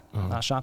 Orice, uite, și apă dacă bei prea multă e nocivă. Până la urmă contează doza și frecvența expunerii la ceva. Eu nu consider că ceva poate fi absolut nociv. De-aia am zis de radiație. Uite, subiectul care a circulat acum câteva luni cu apa termală, da? Cu băile termale, a fost scandal că sunt radioactive. Cred că pe niște grupuri de Facebook de WhatsApp. Dar ăsta e tocmai mecanismul prin care ele funcționează. Pentru că romanii la Herculane, acum 2000 de ani sau așa, de când sunt băile herculane, ei nu știau de radioactivitate, dar vedeau că funcționează. De ce funcționează? Pentru că această radioactivitate în doza mică potrivită, că duci să faci o baie odată la un anumit timp, activează antioxidanții, da? Activează mecanismele de regenerare. Problema a fost că mulți oameni și-au tras prin energie geotermală, au tras apă prin pământ la adâncimi foarte mari ca să încălzească și au încălzit casele și au stat 365 de zile pe an și a crescut riscul de cancer, de leucemii și așa mai departe. Măi, eu nu știu dacă o țigară la 2 zile îți face bine, dar cred că dacă tu fumezi o țigară la 2 zile și îți induce acest efect placebo crezând că e bine, eu cred că nu e un lucru rău, cel puțin, în loc să te gândești că, băi, ce mă omoară această țigară. Ideea este că acea țigară are mii de substanțe toxice, nocive, dar orice creează un stres, până la urmă toate bolile, orice problemă, toate acționează în același fel. Stres oxidativ și dezechilibru între oxidare și antioxidare, de fapt. Deci la nivel molecular, că vorbim de radiații, că vorbim de poluare, că vorbim de factori biologici, virusuri, bacterii, toate în esență, acolo, într-un punct din corp sau în mai multe, creează acest dezechilibru între factorii oxidativi, oxidare și antioxidare. Okay. Eu am nevoie de acea lovitură, cum am nevoie de virus. Eu am nevoie să mă izbesc de virus, de bacterii. Eu las copilul meu de 10 luni să meargă pe jos, să mira totul lumea. Să meargă pe jos, să mănânce de pe jos. I-am dat, s-a speriat soția, am lăsat să lingă oala de la pisică. Da, și a doua zi a făcut febră. Da, mă, de acolo poate să fie paraziți, adică... acolo... așa și... Până la urmă, paraziții sunt peste tot. Paraziții nu doar aia mari pe care vedem noi, da? Paraziții sunt peste tot. Noi avem imunitate, ne clădim imunitatea împotriva orice, da? Prin echilibru. Și că am văzut noi la medicină cum ajung paraziții prin creier sau alte piese, da? Dar noi avem imunitate ca să lupte cu orice. Și atunci avem nevoie de aceste lovituri, în dozele. Da, nu te gândi că acum las copilul nespălat sau numai de pe jos să mănânce. Acum, de exemplu, la chis hidatic pe care poate să le ia de acolo, nu cred că există imunitate. Adică imunitatea nu prea funcționează în sensul în care nu există corelație între o imunitate bună și în dezvoltarea chistului. E cumva o loterie acolo. Dar în fine, înțeleg ideea. Cine a avut chis hidatic, nu am stat să-i verificăm dacă e zen, e chill, e liniștit sau e în stres. Da? Nu s-a... Niciun studiu n-a evaluat chestia asta. Mai bine nu te expui, de exemplu. Da. Ideea e că eu nu m-am îmbolnăvit de 10 ani. Și eu știu asta. Adică asta pot să-mi zic că... Și eu cu mine, comparându-mă, până acum, între 20 și 30 de ani, mă îmbolnăveam de 5 ori pe an. Și stăteam bolnav o săptămână. Dar răcit așa rău de tot, cu secreții. Eu n-am mai tușit, n-am mai avut secreții nazale, așa, serioase, să te țină câteva zile, nu... De 8, 9, 10 ani. Ai zis de Vici că mai fumezi o țigară din când în când. Mai fumezi o țigară din când în când. Te ascunzi sau nu mă ascund. Nu. Și nu vin oamenii la tine, zic că, domnul doctor, păi dumneavoastră fumați? Păi, dar n-am spus că nu fumez. Am spus și la... Uite, și acum spun. Adică nu am ascuns chestia asta. Nu că ascuns, dar nu vin oamenii și zic, domnule, de ce fumați dumneavoastră? Pe care le explic exact chestia asta. Intermitent. Exact chestia asta le spun. Păi se ia 10 minute la fiecare țigară. Dar nu mă întreabă, că le spun o dată și e bine. Alte vicii sau alte lucruri pe care le faci? Asta nu consider viciu. Okay. Pentru că eu sunt adeptul principiului nimic nu este interzis, totul este permis. Pentru că ceea ce este interzis este mai degrabă râvnit. Și atunci dacă îți permiți orice, nu vei mai râvni atât de mult și consumul din acel ceva, orice ar fi, nu mai atât de mare. Da? Interzicerea, fructul oprit, de fapt, atrage atenția asupra fructului. Dacă, uite, din grădina asta așa frumoasă, du-te și mănâncă banane, mănâncă, nu știu, portocale, mănâncă kiwi. Dar din fructul ăsta n-ai voie să mănânci. Păi de ce mi l-ai arătat? Că nici nu băgam în seama. Când ți se atrage atenția că ceva este interzis, cumva, dar de ce o fi interzis? Oare ce o fi acolo? Oare care-i treaba? Domnule, ia testează care e problema, vezi ce se întâmplă. Ai văzut ce se întâmplă? Ok, bine, hai, trec la următoarele. Pe copii înveți în aceeași manieră? Exact, același. Dar oricum eu nu pot să-i păzesc. Da? E exact același discurs să-l am cu absolut toată lumea, pentru că știu acest principiu al interzicerii ceva. Da? Până la urmă fiecare învață din... E bine să învățăm din greșelile altora. Câți ani au copii? 10, 14 și respectiv 10 luni. Și 10 luni. Da. Păi și de exemplu la cei de 10 și 14 ani, adică au telefon bănuiesc, nu? Da. Și ce face? Lași la telefonul liber? Trebuie să ai un oarecare control. Da, cu jocurile pe calculator, cu asta avem niște limite. Pe telefon, cumva, cutia Pandorei s-a deschis, deci nu mai putem feri de expuneri. Și atunci doar să-i conștientizez și de alea bune și de alea rele, de ei să cunoască. În momentul în care cunoști totul, da, nu ești atras doar de rău. Da? Că vezi și partea bună și în momentul în care ai o problemă undeva, știi că undeva în partea ailaltă există și o soluție. Păi, Cezar, mulțumesc foarte mult că ai acceptat această invitație la primul episod din această serie. Sper că am reușit să plantăm măcar o singură boabă de cunoaștere din discuția asta. Dacă aveți întrebări, puteți să ne le scrieți în comentarii. Poate o să răspundem amândoi la acele comentarii și poate ne provocați la un alt episod cu Dr. Cezar, poate pe o altă temă pe care o putem aborda pe larg. De exemplu, putem să vorbim despre țigări și vape, putem să vorbim despre sport, putem să vorbim despre intermittent fasting. Sper că ai apreciat că nu ne-am atins de acest subiect. Da. Astăzi. Păi ți-am zis de la început, primesc întrebarea asta mult prea des, dar e și normal, canalele și al meu și al tău, toate canalele cresc și atunci sunt oameni noi care au aflat ieri. Corect. Și atunci e normal că îi pun întrebarea. Acum că noi am vorbit despre asta de acum 3 ani, 2 ani. În orice ai material despre intermittent fasting pe contul tău de YouTube, Dr. Cezar? Pe tot, pe YouTube, pe Facebook, da. Și nu sunt adeptul principiilor rigide. Da? Nici în situația asta, acum pe foarte scurt, eu sunt adeptul principiului moderației, inclusiv atunci când pun în aplicare acest principiu. Adică nu sunt moderat tot timpul, ci uneori mai permit să exagerez. Absolut în orice situație. Am făcut sporturi extreme, fac în continuare. Avem întrebări și de parașutism aici. Avem. Cumva, dar nu înseamnă că stilul meu de viață sau ceea ce fac eu e recomandabil tuturor. Ca să ajung până aici a fost un parcurs, da? Anumite etape. Și fiecare și ea cât poate, cum poate, înțelege ce are de înțeles. Da, nimeni nu e perfect. Deci mi-a plăcut mie că atunci când am făcut acel story, când am văzut și am făcut story despre, uite, ne-am întâlnit și dacă vreți să facem un podcast, au fost atât de mulți oameni care mi-au scris și mi-au răspuns și au zis, da, vă urmăresc pe amândoi și amândoi m-ați ajutat în a face, nu știu, o schimbare în viața mea. Și am zis, wow, știi? Adică mi se părea ăștia sunt oamenii cei mai înțelepți, care au știut ce să-și ia. Dacă stai și asculți, și atunci când asculți, devii mai înțelept, când spui ceea ce știi, când vorbești, dar când stai și asculți, devii mai înțelept, chiar dacă nu-ți convine, chiar dacă creează o fricțiune, chiar dacă, ce tâmpenii spune asta, da, să-i scriu acolo în comentarii, ești un tâmpit, bang, primim și eu și tu, nenumărat.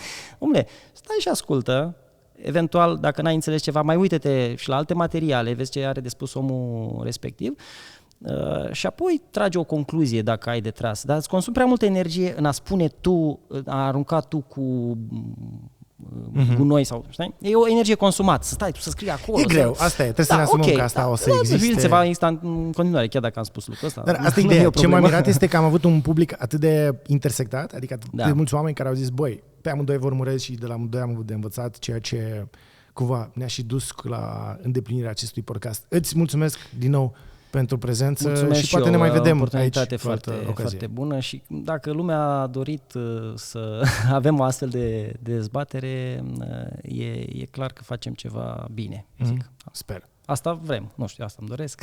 Corect. Tu la fel. Da. Bine, mulțumesc mult și eu. Mulțumesc foarte mult și vouă că ne-ați urmărit. Vă rog să ne scrieți jos în comentarii dacă aveți întrebări, dacă aveți alte propuneri, le așteptăm în comentarii și cine știe, ne mai vedem la un alt episod cu Dr. Cezar pe viitor. Ceau, pe curând!